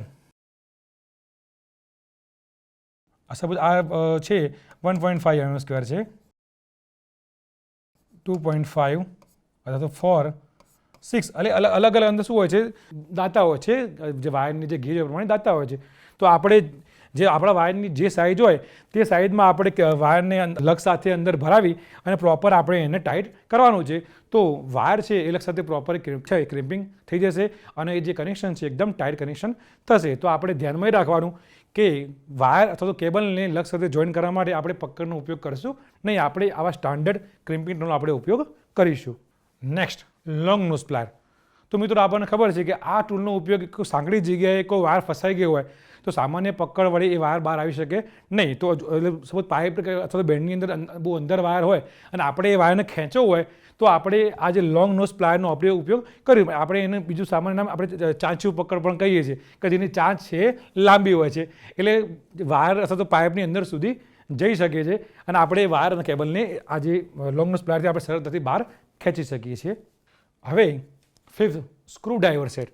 તો આપણને ખબર છે કે સ્ક્રૂ ડ્રાઈવર એટલે કે જે સોલર પેનલના જે ઇક્વિપમેન્ટ જેવા કે ઇન્વર્ટર છે, એસીડીબી બોક્સ છે, ડીસીડીબી બોક્સ છે વગેરેને આપણે દિવાલ પર જ્યારે માઉન્ટ કરાવવું હોય તો એના પર આપણે પ્રોપર ડ્રિલિંગ કરવું પડે અને એમાં આપણે સ્ક્રૂ આપણે ફિટ કરવા પડે. એટલે સ્ક્રૂથી ફિટ થાય છે, ડાયરેક્ટ ફિટ થઈ શકતું નથી. તો એ ફિટ કરવા માટે આપણે જનરલી પ્રોપર સ્ક્રૂ ડ્રાઈવરનો આપણે ઉપયોગ કરવો જોઈએ. ઉપરાંત જ્યારે જે સોલર પેનલ છે એને આપણે જે માઉન્ટિંગ સ્ટ્રક્ચર પર જ્યારે આપણે એને ટાઈટ કરીએ છીએ તો તેના માટે પણ આપણે સ્ક્રૂની જરૂર પડે છે. તો ત્યાં પણ આપણે યોગ્ય સ્ક્રૂ ડ્રાઈવર વડે જ આપણે એ સોલર પેનલને માઉન્ટિંગ સ્ટ્રક્ચર જોડે ફિટ કરશું અને આપણા જે એસીડીબી બોક્સ ઇન્વર્ટર છે એને પણ આપણે સ્ક્રૂ ડ્રાઈવર વડે દિવાલ પર આપણે એને ઇઝીલી માઉન્ટ કરી શકીએ. જનરલી સ્ક્રૂને ટાઈટ કરવા માટે એનો ઉપયોગ થાય છે. અલગ અલગ સાઇઝના આકૃતિમાં જે સ્ક્રૂ ડ્રાઈવરે બતાવ્યા છે. હવે ખાસ મહત્વનું છે મલ્ટીમીટર. તો મલ્ટીમીટર આપણે ઇલેક્ટ્રિકલમાં આપણે યુઝ કરીએ છીએ કે સામાન્ય રીતે જે સોલર પેનલ છે તો સોલર પેનલના સપોઝ આપણે જે તડકાની અંદર સોલર પેનલ મૂકી દીધી તો એના વોલ્ટેજ કેટલા છે આપણા અથવા એનો જે રેઝિસ્ટન્સ કેટલો છે એવા અલગ પેરામીટર આપણે ચેક કરાવવા હોય તો જનરલી આપણે મલ્ટીમીટરનો ઉપયોગ સામાન્ય આપણે વોલ્ટેજ જોઈએ છે કે સપોઝ એક સોલર પેનલના 40 વોટ છે તો મલ્ટીમીટર ચેક કરી લઈએ કે જ્યારે સનની નીચે જ્યારે એને રાખીએ છીએ ત્યારે પ્રોપર વોલ્ટેજ મળે છે કે નહીં. એટલે સિસ્ટમના એટલે વોલ્ટેજ સોલર પેનલના ઉપરાંત ઇન્વર્ટરના કોમન વોલ્ટેજ આપણે માપવા હોય અથવા તો બીજું કોઈ આપણે શું પેરામીટર માપવા હોય તો આપણે જનરલી મલ્ટીમીટરનો ઉપયોગ કરીએ છીએ. તો જનરલી આ જે મીટર છે મેજરિંગ ઇન્સ્ટ્રુમેન્ટમાં આવે છે. એસી ડીસી ક્લિપોમીટર. તો આપણને ખબર છે કે સોલર પેનલમાંથી જે કરંટ નીકળે છે તો એ જે કરંટ છે એ વાયર થ્રુ એ બહાર એ એસીડીબી બોક્સ સુધી પહોંચે છે. તો આપણને ખબર છે કે એ જે કરંટ આપણે અહીંયા ક્લિપોમીટરથી માપશું. તો આ ક્લિપોમીટર માપવા માટે આ જે છેડો છે એને આપણે શું કરશું, અંદરની બાજુ આપણે પુલ કરશું, જેના કારણે શું થાય ઉપરનો ભાગ ખેંચાશે અને આપણે જે વાયરમાંથી આપણે જે માપવું હોય અંદર આપણે એન્ટર કરીશું. એટલે આ જે મીટર છે એ આપણને કરંટ બતાવશે કે આ જે વાયરમાંથી કેટલો એસી વાયર કે કેટલો ડીસી વાયર એ અંદરથી પસાર થઈ રહ્યો છે. તો સોલર પેનલના ઇન્સ્ટોલેશન દરમિયાન આ જે એસી ડીસી ક્લિપોમીટર એ ખાસ મહત્વનું છે કરંટ માપવા માટે, એસી અથવા તો ડીસી બંને માટે. મેગર. તો મિત્રો આપણને ખબર છે કે મેગર એ જનરલી શું યુઝ થાય છે, કોઈ પણ બોડી એટલે કે કોઈ પણ મશીન હોય અથવા તો કોઈ પણ કેબલ હોય એનો આઈઆર એટલે કે ઇન્સ્યુલેશન રેઝિસ્ટન્સ ચેક કરવા માટે યુઝ થાય છે. જનરલી આપણે વાત કરીએ તો આજે આપણે એસીડીબી બોક્સથી લઈ અને આપણે જે ઇન્વર્ટરથી લઈ એસીડીબી બોક્સ સુધી અને એસીડીબી બોક્સથી આપણે જે કન્ઝ્યુમર અથવા તો પેનલ બોર્ડ જોડે જે વાયર કનેક્ટ કરીએ છીએ એ વાયરની આપણે જે આઈઆર એટલે કે ઇન્સ્યુલેશન રેઝિસ્ટન્સ માપવો જરૂરી છે. એટલે કે આ જે સપોઝ 3 કોરનો કે 4 કોરનો વાયર છે તો બંને કોર વચ્ચે એટલે કે બંને કોર વચ્ચે અરસપરસ કોર અને બોડી વચ્ચે જે ઇન્સ્યુલેશન રેઝિસ્ટન્સ છે હંમેશા 1 કે 2 મેગાઓહમથી વધારે હોવો જોઈએ. તો તે આપણે આ મેગર વડે માપશું. એટલે ઇનડાયરેક્ટલી એસી અથવા ડીસી કેબલનો આપણે જે ઇન્ટરનલ ટેસ્ટ કરવા માટે કે એની ઇન્સ્યુલેશનની ક્વોલિટી સારી છે કે ખરાબ છે તે આપણે માપવી સમયાંતરે જરૂરી છે. જો લાંબો સમય, કારણ કે જે સોલર કેબલ છે એના પર વરસાદ પડે છે અને જો કોઈ કારણસર એ જે કેબલની અંદર જો ભેજ જતો રહે તો શું થાય, એની ઇન્સ્યુલેશનની ક્વોલિટી ખરાબ થઈ શકે છે. એટલે આપણે સમયાંતરે મેગર વડે એટલે અમુક 2 વર્ષે કે 3 વર્ષે મેગર વડે એનો આઈઆર ટેસ્ટ કરવો જરૂરી છે. જો આઈઆર ટેસ્ટ માપતા જો 1 મેગામથી જો ઉપર મળે તો આપણી સિસ્ટમ ટોટલી પ્રોટેક્ટેડ છે. પણ જો જે IR એટલે કે ઇન્સ્યુલેશન રેઝિસ્ટન્સ જો ઓછો મળે તો મતલબ કે સિસ્ટમમાં ફોલ્ટ થવાની શક્યતાઓ પૂરેપૂરી રહેલી છે. એટલે કે આ સેફ્ટી પર્પઝ માટે આપણે IR ટેસ્ટ કરવો જરૂરી છે AC કેબલનો. લિસ્ટ ઓફ ઇન્સ્ટોલેશન ટૂલ એટલે કે એસેન્શિયલ, જે એસેન્શિયલ કે જે જરૂરી છે, જેના વગર ચાલી શકે નહીં. તો જનરલી આ જે ટૂલ્સ છે, જ્યારે સોલર પેનલનું જે માઉન્ટિંગ સ્ટ્રક્ચર છે અને સોલર પેનલનું ઇન્સ્ટોલેશન કરીએ તે દરમિયાન આની જરૂર પડે. તો સૌથી પહેલાં છે એંગલ ફાઇન્ડર, કે આપણે જે માઉન્ટિંગ સ્ટ્રક્ચરનો આપણે એંગલ કેટલો રાખીશું. આપણને ખબર છે કે સોલર પેનલને સીધી આપણે જે સૂર્યપ્રકાશ છે એના પર સીધી આપણે 90 ડિગ્રીના ખૂણે રાખી શકાય નહીં. એટલે આપણે શું કરવું પડે કે જે એંગલે મેક્સિમમ આઉટપુટ મળે, એટલે કે મેક્સિમમ આપણું જે સોલર પેનલ છે એ પાવરનું આઉટપુટ કાઢે, તો તેના માટે આપણે જે માઉન્ટિંગ સ્ટ્રક્ચરને ઇન્સ્ટોલ કરવી જરૂરી છે. તો આનો ઉપયોગ એ એંગલને ફાઇન્ડ કરવા માટે થાય છે કે કયા એંગલે મેક્સિમમ આઉટપુટ મળે છે. એ એંગલ માપ્યા પછી જ આપણે જે માઉન્ટિંગ સ્ટ્રક્ચરને આપણે ઇન્સ્ટોલ કરીશું. સેકન્ડ છે ટોર્પેડો લેવલ, મતલબ કે લેવલ ચેક કરવા માટે. તો જનરલી આપણે આ ઇન્સ્ટ્રુમેન્ટનો ઉપયોગ કરીએ છીએ કે પ્રોપર જે માઉન્ટિંગ સ્ટ્રક્ચર છે એનું લેવલ છે કે નહીં. જનરલી લેવલ ચેક કરવા માટે એનો ઉપયોગ કરીએ છીએ કે સોલર પેનલ જે ઇન્સ્ટોલ કર્યા પછી પ્રોપર લેવલિંગ આવે છે કે નહીં, ત્રાંસી છે કે વધારે પડતી છે. તો આનો ઉપયોગ આપણે જે માઉન્ટિંગ સ્ટ્રક્ચરનું લેવલ ચેક કરવા માટે આપણે એનો ઉપયોગ કરીએ છીએ. એના પછી છે ફીસ ટેપ. તો ફીસ ટેપનો ઉપયોગ સામાન્ય રીતે જ્યારે આપણે સોલર પેનલના વાયરિંગને આપણે કોન્ડ્યુઇટ પાઇપમાં નાખીએ છીએ, અથવા તો જે ઇન્વર્ટરથી લઈ અને આપણે જ્યારે છત દિવાલની અંદર જ્યારે વાયર કોન્ડ્યુઇટ પાઇપ થ્રુ જ્યારે જાય છે ત્યારે વાયર હાથથી જઈ શકતો નથી. એટલે આપણે જે ફીસ ટેપ છે એને શું કરશું, આપણે જે કોન્ડ્યુઇટ પાઇપની અંદર એન્ટર કરીશું અને એન્ટર કર્યા પછી તેના જોડે આપણે PVC જે બી વાયર છે એને ટેપથી બાંધીશું અને એ જે કોન્ડ્યુઇટ પાઇપમાંથી વાયરને ખેંચવા માટે જનરલી આ ફીસ ટેપનો ઉપયોગ થાય છે, કારણ કે આપણે હાથથી એ કોન્ડ્યુઇટ પાઇપની અંદર વાયર નાખી શકતા નથી. 4th નંબર ચોક લાઇનર. તો આનો ઉપયોગ જે થાય છે કે સપોઝ આપણે માઉન્ટિંગ સ્ટ્રક્ચરને માઉન્ટ કરવું છે, તો જે આપણું જે છત છે એના પર પ્રોપરલી શું કરવું પડે, લેવલ એટલે કે સ્ટ્રેટ લાઇન મેઝર કરવી પડે. જો ત્રાંસી કે આજુબાજુ એ આપણે એ વસ્તુ કરી શકીએ નહીં. તો આ જે ચોક લાઇનનો ઉપયોગ થાય છે કે જે માઉન્ટિંગ સ્ટ્રક્ચરને પ્રોપરલી સ્ટ્રેટ લાઇટમાં માર્કિંગ કરવા માટે, અને પછી આપણે શું કરીએ છીએ, ચોક દ્વારા એને માર્કિંગ કરીએ છીએ. Cordless drill machine. તો આપણને ખબર છે કે ડ્રિલ મશીનનો આપણે ઉપયોગ જનરલી ડ્રિલિંગ કરવા માટે કરીએ છીએ. એટલે કે સપોઝ MCB જે બોક્સ છે, ઇન્વર્ટર છે, અથવા તો જે આપણે વાયરિંગ કરવા માટે જે પેનલ બોર્ડનો કોન્ડ્યુઇટ પાઇપનો ઉપયોગ કરીએ છીએ, તો તે કોન્ડ્યુઇટ પાઇપને આપણે દિવાલ પર માઉન્ટ કરી હોય, અથવા તો જે આપણું જે બી ટૂલ્સ છે કે ઇન્વર્ટર છે કે ECD બોક્સ છે, DCD બોક્સ છે, અથવા તો પાઇપ છે, એના આપણે માઉન્ટ કરવા માટે જનરલી હોલ પાડવા માટે આપણે કોર્ડલેસ ડ્રિલ મશીનનો ઉપયોગ કરીએ છીએ. સાદું ડ્રિલ મશીનમાં એવું હોય છે કે આપણે એનાથી ખાલી ડ્રિલિંગ કરી શકીએ છીએ, પરંતુ આ ડ્રિલ મશીનની મદદથી આપણે ડ્રિલિંગ પણ કરી શકીએ છીએ, ઉપરાંત જે સ્ક્રૂ છે એને આપણે ટાઈટ પણ કરી શકીએ છીએ. 6 નંબર હોલ્સો. હોલ્સો મતલબ કે આપણને ખબર છે કે ઇન્વર્ટરમાંથી આપણે વાયર જો આપણે નીચે પહોંચાડવું, એટલે કે જે આપણું જે મેઇન ડિસ્ટ્રીબ્યુશન બોર્ડ છે ત્યાંથી પહોંચાડવું, અથવા તો જે કેબલને આપણે ઇન્વર્ટર સુધી બહાર લાવવું હોય, તો જનરલી આપણે શું કરવું પડે, દિવાલની આર પર આપણે ડ્રિલિંગ કરવું પડે.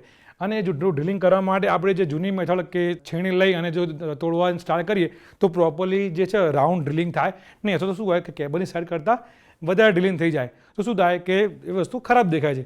તો એના સપોઝ આપણે AC માટે પાઇપ બહાર કાઢવી છે, તો એના માટે આપણે શું કરીએ કે આપણે પ્રોપર હોલ્સો એટલે કે ડ્રિલ મશીનની આગળ જેની જે સાઇઝ હોય કેબલની એ પ્રમાણે શું કરીએ, આપણે હોલ્સો ફિટ કરી અને આપણે ડ્રિલિંગ કરીશું. એટલે એ રીતે આપણે જે ECD બોક્સના કેબલ છે એને આપણે બહાર કાઢવા માટે કે પેનલ બોર્ડ સુધી લઈ જવા માટે આપણે સામાન્ય ડ્રિલિંગ કરતાં આપણે આ જે હોલ્સો અને એની આગળ આપણે હોલ્સોને આપણે ડ્રિલિંગ બીટ આગળ લગાવીશું, કે જેના કારણે એકદમ જે કેબલની જેટલી સાઇઝ છે એટલી સાઇઝનો જે હોલ પડે, કેબલ અંદર ઇઝીલી બહાર આવી શકે અને એક્સ્ટ્રા જે હોલ પડી શકે નહીં, એના વસ્તુ એટલે દેખાવ સારો લાગે.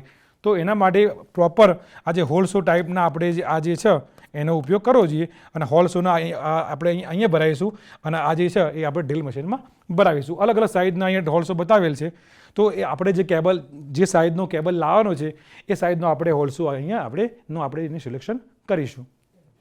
તો ટોર્ક રેન્જ. તો આપણે જેમ જોયું એમ કે ટોર્ક રેન્જ એટલે કે એનો ઉપયોગ પાના જેવો છે કે જનરલી જે સોલર પેનલનું જે માઉન્ટિંગ સ્ટ્રક્ચર છે એના પર સોલર પેનલને ફિટ કરવા માટે આપણે જનરલી એમાં નટ અથવા બોલ્ટનો આપણે ઉપયોગ કરીએ છીએ.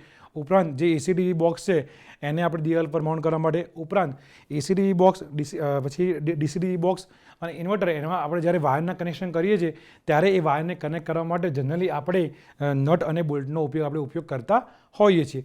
તો આપણે તે માટે આપણે પાનાનો ઉપયોગ ન કરતા આ રીતે પ્રોપરલી ટોર્ક રેન્જ ડીપ સોકેટનો આપણે ઉપયોગ કરીશું. અહીંયા આપણે આકૃતિમાં જે ટોર્ક રેન્જ ઉપર જે અલગ અલગ સાઇઝના જે છે એ બતાવેલા 3 mm, 4 mm, 5 mm, 6, 7, 8 અલગ અલગ સાઇઝના બતાવે છે. આપણે જે સાઇઝનું નટ કે બોલ્ટને આપણે પ્રોપરલી ફિટ કરવાનું હોય આપણે એ સાઇઝ આપણે ચૂઝ કરીશું. ઓકે, એના પછી 8 નંબર છે નટ ડ્રાઈવર્સ. નટ એટલે કે જે નટ હોય એના આપણે પ્રોપરલી ફિટ કરવા માટે જે સ્ક્રૂડ્રાઈવરની જેમ આગળ શું હોય છે, તો આ જે એનું જે હેન્ડલ છે એ સામાન્ય સ્ક્રૂડ્રાઈવર જેવું જ છે, પણ આગળ શું હોય કે અલગ અલગ સાઇઝના આયતા નટ માટેના સાઇઝ હોય છે કે આપણો જે સાઇઝનું નટ હોય આપણે એ સાઇઝનું આપણે જે અહીંયા સિલેક્શન કરી અને આપણે અહીંયા આગળ એના ત્યાં આગળ એટેચ કરવાનું છે, તો આપણે એ સાઇઝનું જે નટ હોય એને પ્રોપરલી આપણે એને ટાઈટ કરી શકીએ છીએ. એના પછી જે 9 નંબરનું છે સ્લીપ જોઈન્ટ.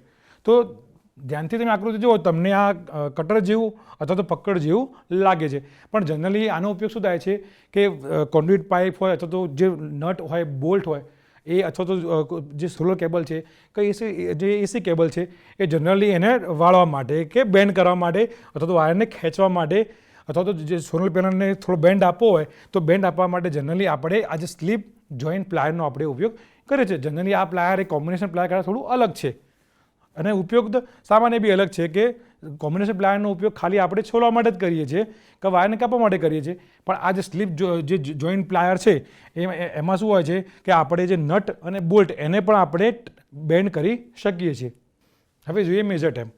તો આપણે ખબર છે કે જ્યારે સોલર માઉન્ટિંગ જે સ્ટ્રક્ચર છે એને જ્યારે આપણે માઉન્ટ કરવા એટલે જે એની જે પાઇપો છે એના આપણે જ્યારે રૂફ ઉપર જ્યારે ઇન્સ્ટોલ કરતા હોઈએ તો પહેલાં આપણે એનું માપ લેવું જરૂરી છે. તો તે જે આપણે માપ એ મેજર ટેપથી લઈશું, એટલે એક જે સોલરનો પોલથી બીજા પોલનું અંતર, બીજા પોલથી ત્રીજા પોલનું અંતર, તો આવા જેટલા બી પોલ છે એ દરેક પોલને કેટલા ડિસ્ટન્સે રાખવા ઉપરાંત આપણને ખબર છે કે જે સોલર પેનલની જે સાઇઝ હોય એ પ્રમાણે આપણે જે 2 પોલનું ડિસ્ટન્સ રાખવું જોઈએ. જો 2 પોલ વચ્ચેનું ડિસ્ટન્સ આપણે વધુ કે ઓછું રાખીએ તો તેના પર જે સોલર પેનલ છે એ પ્રોપરલી ફિટ થઈ શકતી નથી.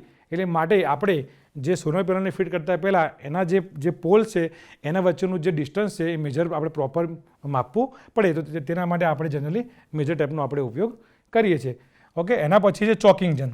તો ચોકિંગ ગન હવે આનો ઉપયોગ ખાસ એ છે જે આની અંદર શું હોય છે સિલિકોનનું જે હોય છે કે એક લેયર હોય છે, તો જનરલી એટલા માટે આ ચોકિંગ ગનનો યુઝ એટલા માટે થાય છે કે 2 સોલરની પેનલની વચ્ચે, એટલે કે આપણને ખબર છે કે સોલર પેનલનો જે એન્ડ ભાગ છે અને એનું જે સોલર પેનલનું જે આપણે એનું જે પીવી સેલ છે અને એનું જે એન્ડિંગ સ્ટ્રક્ચર છે ક્લેમ્પ ફિટ કરીએ છીએ, તો એમાં શું હોય છે કે જનરલી સોલર પેનલનો કોઈ ભાગ અથવા તો પીવી સેલનો કોઈ ભાગ એ એના જે એન્ડ જે સ્ટીલનું જે સ્ટ્રક્ચર છે એમાં ટચ થવું જોઈએ નહીં. એટલે બીજી વસ્તુ કે સપોઝ મોઇશ્ચર હોય અથવા તો વરસાદ પડે અને એ જો વરસાદ ડાયરેક્ટ પીવી સેલમાં એન્ટર થાય તો શું થાય, પીવી સેલને નુકસાન પહોંચાડી શકે છે. એટલે આપણે એક્ઝામ્પલ જોઈએ તો સપોઝ આ સોલર પેનલનો પીવી સેલ છે, ફોટોવોલ્ટેઇક સેલ છે, અને એની જે ભાગ છે એટલે આ જે સ્ટ્રક્ચર છે એને ફિટ કરવા માટે આપણે જે યુઝ કરીએ છીએ, જે સ્ટીલનું જે યુઝ કરીએ છીએ એને ફિટ કરવા માટે, તો આ જે ગેપ છે કે જે પીવી સેલ અને આપણો જે એન્ડ કવર છે બંનેને જે કનેક્ટ કરે છે,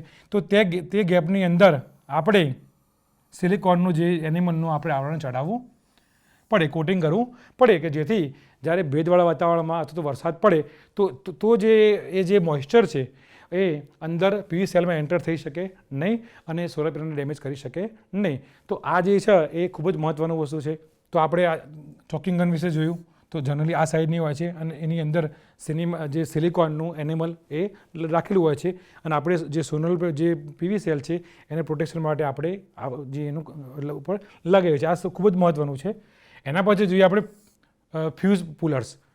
તો જનરલી આપણે એસી ડિસ્ટ્રીબ્યુશન બોર્ડની અંદર જે ફ્યુઝ લાગેલા હોય છે કે 10 એમ્પિયરના 15 એમ્પિયરના, તો ફ્યુઝનું કામ એ પ્રોટેક્શનનું હોય છે. તો સપોઝ કોઈ પણ કારણસર જો ફોલ્ટ થાય તો એ જે ફ્યુઝને ખેંચવા માટે આ જે આગળનો ભાગ છે આપણે શું કરશું, એ ફ્યુઝને પકડી અને ખેંચશું. જો આપણે હાથથી ખેંચીએ તો શું થાય, આપણને ઈજા થવાની શક્યતા રહેલી છે. એટલે આપણે આપણા હાથનો ઉપયોગ ન કરતા આપણે આવા ફ્યુઝ પુલરનો આપણે ઉપયોગ કરીશું અને જેથી આપણને નુકસાન થાય નહીં. આપણો એટલે જનરલી પ્રોટેક્શન માટે છે કે આપણું બચાવ થાય, કોઈ પણ કારણસર બ્લાસ્ટ થાય અથવા તો કોઈ બી શોર્ટ સર્કિટ થાય તો આપણને આપણું પોતાનું રક્ષણ થઈ શકે છે. એટલા માટે આપણે જે ડિસ્ટ્રીબ્યુશન બોર્ડની અંદર જે ફ્યુઝને ખેંચવા માટે આપણે હાથનો ઉપયોગ ન કરતા આવા ફ્યુઝ પુલરનો આપણે ઉપયોગ કરીશું. હોલ પંચ. તો જનરલી આનો ઉપયોગ શું થાય છે કે પંચિંગ કરવા માટે થાય છે. Drill bit. તો જનરલી ડ્રીલ બીટનો આપણે ખબર છે કે ડ્રીલ મશીનની આગળ આપણે યોગ્ય સાઇઝનું ડ્રીલ બીટ વાપરીએ છીએ. તો આપણે જે ACDB બોક્સ અથવા તો જે બી વાયરિંગમાં આપણે ડ્રિલિંગ કરવું હોય તો તેના અનુરૂપ આપણે આ ડ્રીલ બીટનો આપણે ઉપયોગ કરી શકીએ છીએ. આપણને ખબર છે કે સોનલ જે પેનલ છે એને જે એના માઉન્ટિંગ સ્ટ્રક્ચર ઉપર જ્યારે ક્લેમ્પ થ્રુ ફિટ કરવું હોય તો એમાં શું કર્યું, આપણે પ્રોપર ડ્રિલિંગ કરવું પડે અને એનાથી આપણે નટ બોલ્ટને વડે આપણે સોનલ પેનલને એના જોડે આપણે ટાઈટ કરીશું. તો એના માટે આપણે ડ્રીલ બીટની જરૂર પડે. જો મોટી સાઇઝનો આપણે ડ્રીલ બીટનો યુઝ કરી લઈએ તો શું થાય કે ડ્રીલ હોલ મોટો પડી જાય અને શું થાય, સોનલ પેનલને જે છે એ એના સુધી પહોંચી જાય અને સિસ્ટમને ડિસ્ટર્બ કરી શકે. એટલે આપણે જે સાઇઝનું હોલની જરૂર હોય, આપણે જે સાઇઝના જે નટ બોલ્ટ હોય તે સાઇઝના યોગ્ય ડ્રીલ બીટનો આપણે ઉપયોગ કરવો જોઈએ. 15 નંબર છે બ્લેન્કેટ ફોર સોનલ પેનલ. હવે આપણને ખબર છે કે જનરલી આપણે ગાડી છે તો આપણને ખબર છે કે રક્ષણ માટે ચોમાસામાં આપણે ગાડી પર કવર લગાવીએ છીએ, પણ જનરલી આની જરૂર તો હોતી નથી, કારણ કે સોલર પેનલ શું હશે 24 કલાક એ સન જોડે એક્સપોર્ટ કરેલું છે. પણ ફોર એક્ઝામ્પલ કે સપોઝ નાઇટમાં જનરલી પાવરનું પ્રોડક્શન થતું નથી, તો આપણે સોલર પેનલને જો રક્ષણ પૂરું પાડવું હોય એના પર જે ધૂળના રજકણો કે જે એના પર ના જાય એ આપણે જો એ રીતે કરવું હોય તો આપણે સોલર પેનલ પર આ ટાઈપનું બ્લેન્કેટ યુઝ કરી શકીએ. ફિક્સ સાઇઝની જો સોલર પેનલ હોય તો તેના માટે આ બ્લેન્કેટનો આપણે ઉપયોગ કરી શકીએ. હવે આપણે સ્પેશિયલ ટૂલ્સની વાત કરીએ તો આપણે જેમ પહેલાં જોયું એમ કે આપણે એક પેનલથી બીજા પેનલને આપણે જનરલી આપણે MC4 કનેક્ટર દ્વારા કનેક્ટ કરી શકીએ છીએ, જેમાં એક મેલ હોય છે અને બીજું ફિમેલ કનેક્ટર હોય છે. તો જનરલી આપણે મેલ ફિમેલને જે કનેક્ટ કર્યા પછી જો પ્રોપરલી આપણે એને હાથથી ટાઈટ કરશું તો પ્રોપરલી કનેક્શન થશે નહીં. આપણે એની જગ્યાએ આવા સ્પેશિયલ આપણે MC4 જે ટૂલ્સ છે કે આ જે ભાગ છે આની અંદર આપણે મેલ અને ફિમેલ MC4 કનેક્ટરને બંને બાજુ જે લગાવી અને પ્રોપર આપણે એને ટાઈટ કરીશું. તો આપણે આના માટે સ્પેનરનો ઉપયોગ કરીશું નહીં, આવા સ્પેશિયલ MC4 સ્પેનરનો આપણે ઉપયોગ કરીશું. Second, solar panel installation tester. તો આ જે ટેસ્ટરનો જે ટૂલ્સ છે કે મેજરિંગ ઇક્વિપમેન્ટ છે તે ખૂબ જ ખાસ મહત્ત્વનું છે. તો એકવાર સોલર પેનલનું કમ્પ્લીટ ઇન્સ્ટોલેશન થઈ ગયું એના પછી જે સોલર પેનલનું પરફોર્મ એટલે કે જે સોલર પેનલ છે એ કેટલા વોલ્ટેજ કાઢે છે, સોલર પેનલના કેટલા એમ્પિયર છે, ઉપરાંત એનો રેઝિસ્ટન્સ કેટલો છે, આ બધા જે પેરામીટર છે એટલે કે open circuit voltage, short circuit current અને રેઝિસ્ટન્સ એ બધા આપણે આ પેનલની મદદથી માપી શકીએ. એટલે એન્ડિંગમાં આપણે આ જે ઇન્સ્ટોલેશનથી આપણે ચેક કરવું જરૂરી છે કે જે સોલર પેનલ છે એ એના જે સ્પેસિફિકેશન છે એ પ્રમાણે આઉટપુટ કરે છે કે નહીં, તે આપણે આ જે ઇન્સ્ટોલેશન ટેસ્ટરથી આપણે કમ્પ્લીટ એના વિશે આઈડિયા આવી જાય. જો ટેસ્ટરમાં રીડિંગ ઓછું બતાવે તો આપણને આઈડિયા આવી જાય કે જે સોલર પેનલ છે એ પ્રોપર આઉટપુટ નીકાળતું નથી. તો થર્ડ નંબર, સોલાર સર્વે ઇરેડિયન્સ 100 મીટર. હવે આ ટૂલ્સ પણ ખાસ અગત્યનો ટૂલ્સ છે. જનરલી આ ટૂલ્સનો ઉપયોગ જે થાય છે કે સોલર પેનલ ઉપર જે સૂર્યની જે ગરમી પડે છે કે જે સૌર ઉર્જા પડે છે એ મતલબ કે એની કેટલો જથ્થો કેટલો છે, કેટલા વોટનો છે અથવા તો પ્રોપર પડે છે કે નહીં, એના માટે આ જે સોલર સર્વે ઇરેડિયન મીટરનો ઉપયોગ થાય છે. હવે આ મીટરનો ઉપયોગ કરવા માટે આપણે શું કરવું પડે, સોલર પેનલનો જે એન્ડિંગનો ભાગ છે એના પર આપણે શું કરવું, પેરેલલી આ મીટરને આપણે મૂકવું પડે. આ મીટરને મૂક્યા પછી અહીંયા રીડિંગ આવશે. જનરલી એ રીડિંગ હોય શું હોય છે, વોટ પર મીટર સ્ક્વેર, એટલે કે આટલા એટલે સપોઝ 100 વોટ પર મીટર સ્ક્વેર આવે તો એટલે એ જે જથ્થો છે એ સૂર્યની સૌર ઉર્જાનો જથ્થો છે કે સૌર ઉર્જામાંથી કેટલો જથ્થો આવી રહ્યો છે ઉર્જાનો એ આપણે આ મીટર દ્વારા જાણી શકીએ છીએ. તો આ મીટર પણ ખૂબ જ મહત્ત્વનું છે. ઉપરાંત આ મીટરથી એની અંદર ઇનબિલ્ટ થર્મોમીટર હોય છે કે જે સોલર પેનલનું ટેમ્પરેચર ઉપરાંત આજુબાજુનું જે એટમોસ્ફિયર છે તેનું પણ ટેમ્પરેચર માપી દે છે. એટલે આપણે આ મીટર ખૂબ જ મહત્ત્વનું છે. તેના દ્વારા આપણી સિસ્ટમનું જે પરફોર્મન્સ છે કે જે સોલર જે પેનલ છે કયા એંગલ ઉપર રાખવી અથવા તો અલગ અલગ કન્ડિશનમાં કઈ રીતે રાખવી એનો આપણે અહીંયા આઈડિયા આવી જાય. હવે સેફ્ટી ઇક્વિપમેન્ટની વાત કરીએ તો આપણે જેમ જોઈએ એમ કે જનરલી જે એઝ અ સોલર ટેકનિશિયન આપણે ખુલ્લા જેમ વાયરિંગ કરતા હોય એમ કરી શકીએ નહીં. આપણે પરફેક્ટલી કે પ્રોપર સેફ્ટી ઇક્વિપમેન્ટનો આપણે ઉપયોગ કરવો જોઈએ, જેવા કે PPE કિટ છે, હેલ્મેટ છે. હેલ્મેટ એટલા માટે કે આપણે જ્યારે કામ કરતા હોય અને આપણથી જે સાઈડ પર કોઈ વસ્તુ આપણા પર પડે તો માથાના ભાગમાં ઈજા થઈ શકે છે, તો તેના માટે પ્રોપર હેલ્મેટ પહેરવું જરૂરી છે. ઉપરાંત ગ્લોવ્સ પહેરવા જરૂરી છે. ગ્લોવ્સ એટલા માટે પહેરવા જરૂરી છે કે જ્યારે આપણે સોલર પેનલ દ્વારા કામ કરીએ કે વાયરને છોલીએ તો આપણા હાથમાં કટ વાગી જાય નહીં. ઉપરાંત આપણે સોલર પેનલને લિફ્ટિંગ કરીને લઈ જતા હોઈએ ત્યારે આપણા હાથમાં કોઈ ઈજા ન થાય તે માટે આપણે ગ્લોવ્સને પણ આપણે પ્રોપર પહેરવા જરૂરી છે. ઇલેક્ટ્રિશિયન તરીકે આપણે સેફ્ટી શૂઝ પહેરવા પણ જરૂરી છે. એના પછી સેફ્ટી બેલ્ટ. તો જ્યારે આપણે ઊંચી હાઇટ પર જ્યારે આપણે કામ કરતા હોઈએ તો પ્રોપર સેફ્ટી બેલ્ટનો ઉપયોગ કરવો જોઈએ કે જેથી આપણને ઈજા થાય નહીં. અને લાસ્ટ સેફ્ટી ગોગલ્સ. તો આ જે આટલા જે પ્રોપર જે 6 જે સેફ્ટી ટૂલ્સ છે એઝ અ ઇલેક્ટ્રિશિયન આપણે પહેરીને જ હંમેશા કામ કરવું જોઈએ. હવે ખાસ થર્ડ ટોપિક કે મટીરિયલ હેન્ડલિંગ ઇક્વિપમેન્ટ, કે આપણે સોલર પેનલની ઇન્સ્ટોલેશન દરમિયાન જે સોલર પેનલ છે અથવા તો અંદર જે ઇન્સ્ટોલેશન માટે એટલે કે જે સ્ટ્રક્ચરના જે પોલ્સ છે અને બીજા બધા જે સપોઝ સિમેન્ટ છે, જે બી ઇક્વિપમેન્ટ છે, આપણે એને જ્યારે એક જગ્યાએ બીજી જગ્યાએ લઈ જવાના હોય, હેન્ડલ કરવાના હોય, ત્યારે આપણે કયા ઇક્વિપમેન્ટનો ઉપયોગ કરવો જોઈએ. તો સૌથી પહેલાં આપણે જે સોલર પેનલના ખાસ ઘટકો જેવા કે આપણી જે સોલર પેનલ ઉપરાંત માઉન્ટેન સ્ટ્રક્ચર ઉપરાંત એની હિલચાલ માટે કે એફિશિયન્ટલી આપણે એક જગ્યાએ બીજી જગ્યાએ લઈ જવા માટે આનો ઉપયોગ કરી શકીએ. બીજું, આ જે ઇક્વિપમેન્ટ છે એનો આધાર રહેલો છે સાઇટ ઉપર, એટલે કે તમારે જે ઇન્સ્ટોલેશન કરવાનું છે એ છત છે અથવા તો મોટું બિલ્ડિંગ છે અથવા તો ગ્રાઉન્ડ લેવલ છે, તો ઇન્સ્ટોલેશનના પ્રકાર ઉપર પણ આધાર રાખે છે. થર્ડ વસ્તુ છે તો આપણે સેમ વસ્તુ કે આપણે પેનલને એક જગ્યાએ બીજી જગ્યાએ લઈ જઈએ તો પ્રોપર આપણો ઉદ્દેશ એ છે કે પેનલ ડેમેજ થાય નહીં. હવે સૌથી પહેલાં આપણે જે કોમન મટીરિયલ હેન્ડલિંગ ઇક્વિપમેન્ટની વાત કરીએ તો સૌથી પહેલાં જે છે લિફ્ટિંગ એટલે કે ઇક્વિપમેન્ટ, કે આપણે જે સોલર પેનલ છે અને જે સ્ટ્રક્ચર છે એના આપણે હોરિઝોન્ટલી મૂવ કર્યું હોય તો તેના માટે આપણે આ ઇક્વિપમેન્ટ યુઝ કરી શકીએ. તો હોરિઝોન્ટલ મૂવ કરવા માટેના આધારે એના પ્રકાર પડે છે. પહેલું છે ક્રેન. તો મોટાભાગે આ જે ક્રેનનો ઉપયોગ આપણે જે નાની સાઇટ હોય કે નાના જે એકમ હોય અથવા તો પ્લાન્ટ હોય, સિસ્ટમ હોય, એ નાના પાયા પર હોય તો જનરલી આપણે ક્રેનનો ઉપયોગ કરતા નથી. પણ જ્યારે આપણે મોટો પ્લાન્ટ નાખવાનો હોય અથવા તો જે વધારે ઊંચાઈ પર નાખવાનું હોય તો ત્યારે આપણે જે સોલર પેનલ છે અને જે સ્ટ્રક્ચર છે એ શું વજનમાં ભારે હોય છે, તો એ આપણે હાથથી કે કોઈ વસ્તુથી આપણે મૂવમેન્ટ કરી શકતા નથી. તો જનરલી જે મોટો પ્લાન્ટ હોય, જે મોટી સાઇડ હોય, ત્યાં આપણે સોલર પેનલ અથવા આ બીજા ભાગને આપણે જો મૂવમેન્ટ કરવા માટે જનરલી આપણે ક્રેનનો ઉપયોગ કરીએ. તમે આકૃતિમાં જોઈ શકો છો. તો આ જે સોલર પેનલ છે તો ક્રેન દ્વારા જે નીચેના ભાગથી સપોઝ વધુ ઊંચાઈએ જો તમારો પ્લાન્ટ હોય તો આ રીતે સોલર પેનલના જે બંચ કરી એને બાંધી અને ક્રેન વડે ઉપર લઈ જવામાં આવે છે. તમે આકૃતિમાં જેમ જોઈ શકો છો એમ. તો આપણે જનરલી જેમ મોટું હોય પ્લાન્ટ અને બહુ વધુ ઊંચાઈ હોય તો ત્યાં આપણે ક્રેનનો ઉપયોગ કરી શકીએ છીએ. એના પછી આવે છે હોસ્ટ ઓર મેન્યુઅલ હોસ્ટ. તો આપણે આ જોઈએ એમ કે નાનો પ્રોજેક્ટ છે કે નાના એકમો છે અને અમુક એવી જગ્યા કે જ્યાં ક્રેન લઈ જવી શક્ય નથી, તો ત્યાં આપણે આ પ્રકારની મેન્યુઅલ જે હોસ્ટનો ઉપયોગ કરીએ છીએ. તમે આકૃતિમાં જોઈ શકો છો કે આ જે મકાનની જે છત છે અને આપણે તેના પર જે સોલર પેનલને પહોંચાડીએ છીએ, તો આ પ્રકારે જે મેન્યુઅલી જે હોસ્ટ હોય છે તો આ ભાગની જે સોલર પેનલનો જે બંચ હોય એને અહીંથી ફિટ કરી અને પછી શું કરીએ, કેબલ દ્વારા કે હાઇડ્રોલિક દ્વારા આપણે મેન્યુઅલી આપણે સોલર પેનલની છત ઉપર અથવા તો આપણી જે સાઇટ છે ત્યાં આપણે લઈ જઈ શકીએ છીએ. એના પછી આવશે material lift and hosting equipment. જે રૂમ મટીરિયલ છે કે સિમેન્ટ છે અને બીજું બધું મટીરિયલ છે તેના આપણે જો છત ઉપર લઈ જવું હોય તો તેના માટે આ પ્રકારના આપણે જે હોસ્ટિંગ ઇક્વિપમેન્ટનો ઉપયોગ કરી શકીએ છીએ. અથવા તો જે માણસ છે એ આમાં બેસી અને ઉપર આવી જઈ શકીએ છીએ. ઉપરાંત જે સિમેન્ટ છે, બીજી બધી જે ગુડ્સ છે એને આપણે એની અંદર નાખી અને આપણી જે સાઇડ છે આપણે ત્યાં સુધી એને સામાન્ય રીતે લઈ જઈ શકીએ છીએ. તો આ જે છે એ મટીરિયલ લિફ્ટ અથવા તો હોસ્ટિંગ ઇક્વિપમેન્ટમાં આવે છે. લેડર અને સ્કેફોલ્ડિંગ, એટલે કે લેડ એટલે કે જે આપણી જે નિસરણી છે કે સીડી છે, અને આ સ્કેફોલ્ડિંગ જોઈએ કે આપણે જે જોઈએ એમ આગળની જેમ જ કે આ રીતે આપણે જે સોલર પેનલને આપણે લેડર દ્વારા અને સ્કેફોલ્ડિંગ દ્વારા ઉપર આપણે લઈ જઈ શકીએ છીએ.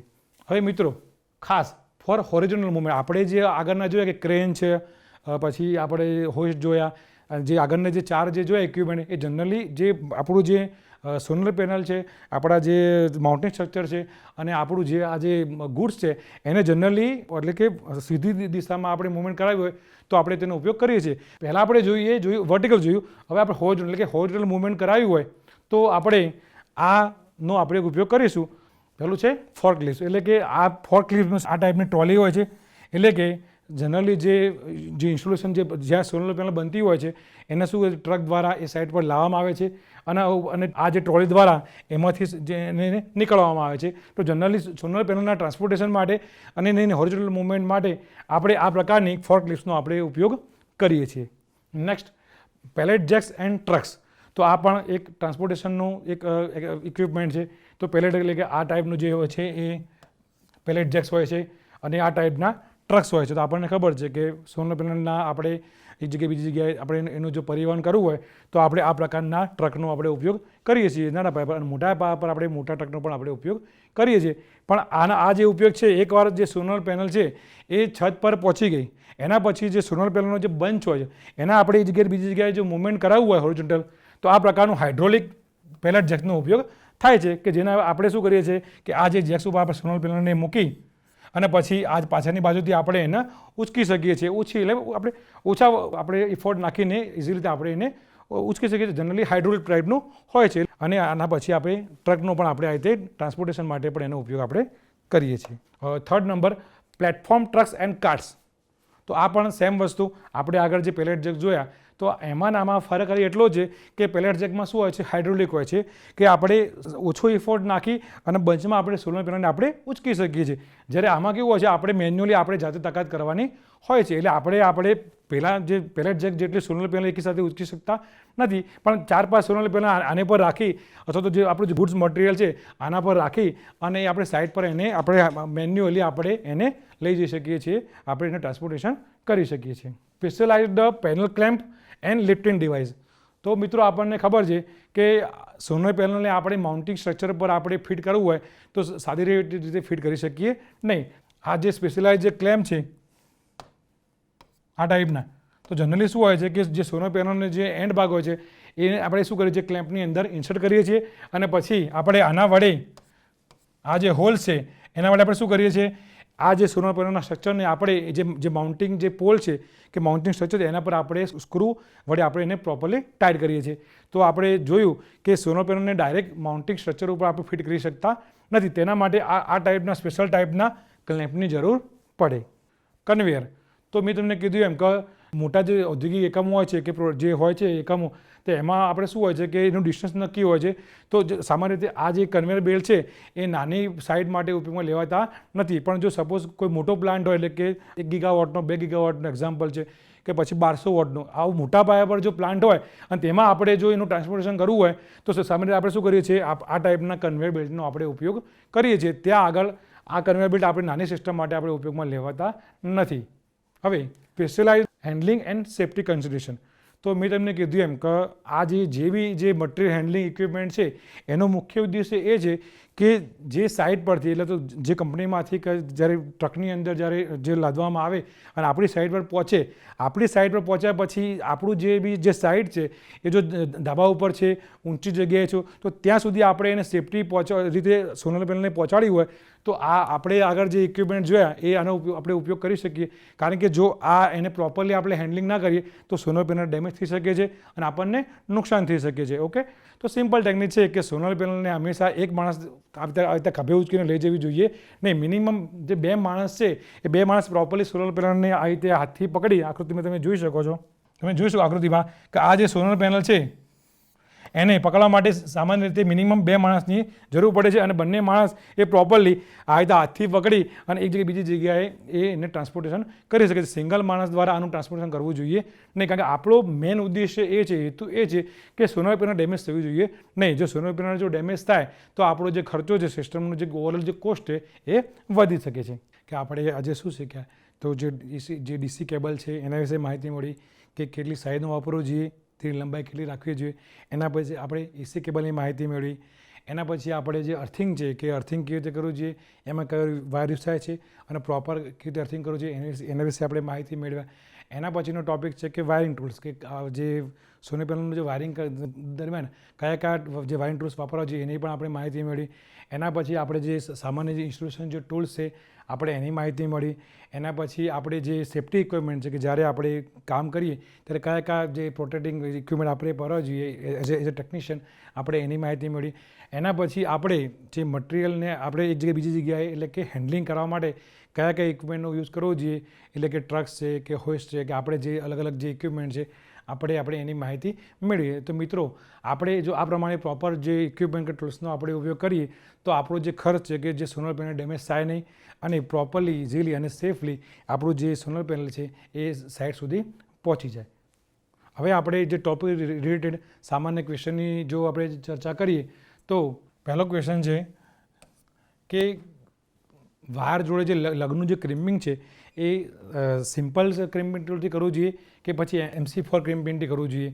તો આપણને ખબર પડી ગઈ કે સાદા ક્રિમ્પિંગ ટૂલની મદદથી આપણે ક્રિમ્પિંગ કરીએ તો પ્રોપરલી એનું કનેક્શન થઈ શકે નહીં. એટલે આપણે આ જે સોલર માટે DC કેબલ માટે સ્પેશિયલી જે MC4 ક્રિમ્પિંગ ટૂલનો આપણે ઉપયોગ કરવો જોઈએ. સેકન્ડ, સોલર પેનલમાં વાયર સાથે એટલે બે વાયરને જ્યારે કનેક્ટ કરીએ ત્યારે જોઈન્ટ મારો કે નહીં, તો આપણે એ પણ શીખ્યા કે જ્યારે સોલર પેનલ ટુ પેનલ જ્યારે આપણે વાયરિંગ કરીએ છીએ ત્યારે આપણે જે સાદી ઘરમાં વાયરિંગ કરીએ છીએ એ રીતે આપણે જોઈન્ટ મારવો જોઈએ નહીં. તેમાં આપણે પ્રોપરલી MC4 કનેક્ટરનો જ આપણે ઉપયોગ કરવો જોઈએ. થર્ડ, સોલર પેનલથી આપણે કમ્બાઇનર બોક્સ અને ઇન્વર્ટર બીજી જગ્યાએ એસેમ્બલી દૂર રાખવી જોઈએ કે નજીક રાખવી જોઈએ. તો આનો જે જવાબ છે કે બને ત્યાં સુધી આપણે શું હોવું જોઈએ, સોલર પેનલથી ઇન્વર્ટરનું જે ડિસ્ટન્સ છે જેટલું નજીક હોય એટલું શું થાય, વોલ્ટેજ ડ્રોપ ઓછો થાય. પણ આપણે ખાસ મહત્ત્વની સાઇટ કે એકચ્યુઅલી આપણે જે પ્લાન્ટ નાખવાનો છે તો તે સાઇટ કઈ જગ્યાએ છે અને કઈ જગ્યાએ ઇન્વર્ટર રાખવું હિતાવહ છે તે આપણે પ્રોપરલી નક્કી કરી પછી આપણે જે નક્કી કરી શકીએ કે ઇન્વર્ટર કઈ જગ્યાએ નાખવું, AC/DC બોક્સ કઈ જગ્યાએ નાખવું અને DC/DC બોક્સ કઈ જગ્યાએ નાખવું. અને ફોર્થ ક્વેશ્ચન છે, શું વધારે ગેજનો વાયર વાપરવાથી સિસ્ટમ સારું પરફોર્મન્સ આપે? આનો જવાબ આપણે કરીએ કે ના. આપણે જનરલી આપણે શું માપવાનું હોય છે કે આપણે જે વાયરનું ઇન્સ્ટોલેશન કર્યું તો એમાં જે વોલ્ટેજ ડ્રોપ છે DC સાઇડ સામાન્ય રીતે 2% વધવો જોઈએ નહીં અને AC સાઇડ વોલ્ટેજ ડ્રોપ 3% વધવો જોઈએ નહીં. એ જો વોલ્ટેજ ડ્રોપ એ પરમિસિબલ લિમિટમાં હોય તો આપણે નાની સાઇઝનો વાયર પણ આપણે ઉપયોગ કરી શકીએ. તો આજે આપણે જે ટોપિકના રિલેટેડ જે કોમન જે સવાલો છે તેની આપણે માહિતી મેળવી. તાલીમાર્થી મિત્રો, આજે આપણે આધુનિક તાલીમ સંસ્થામાં ચાલતા ટ્રેડ સોલર ટેકનિશિયન ઇલેક્ટ્રિકલના lesson wire or cable estimation and requirement and special tools requirement during the installation and different material handling equipment required during the installation વિશે આપણે તાલીમસર માર્ગદર્શન મેળવ્યું. આભાર.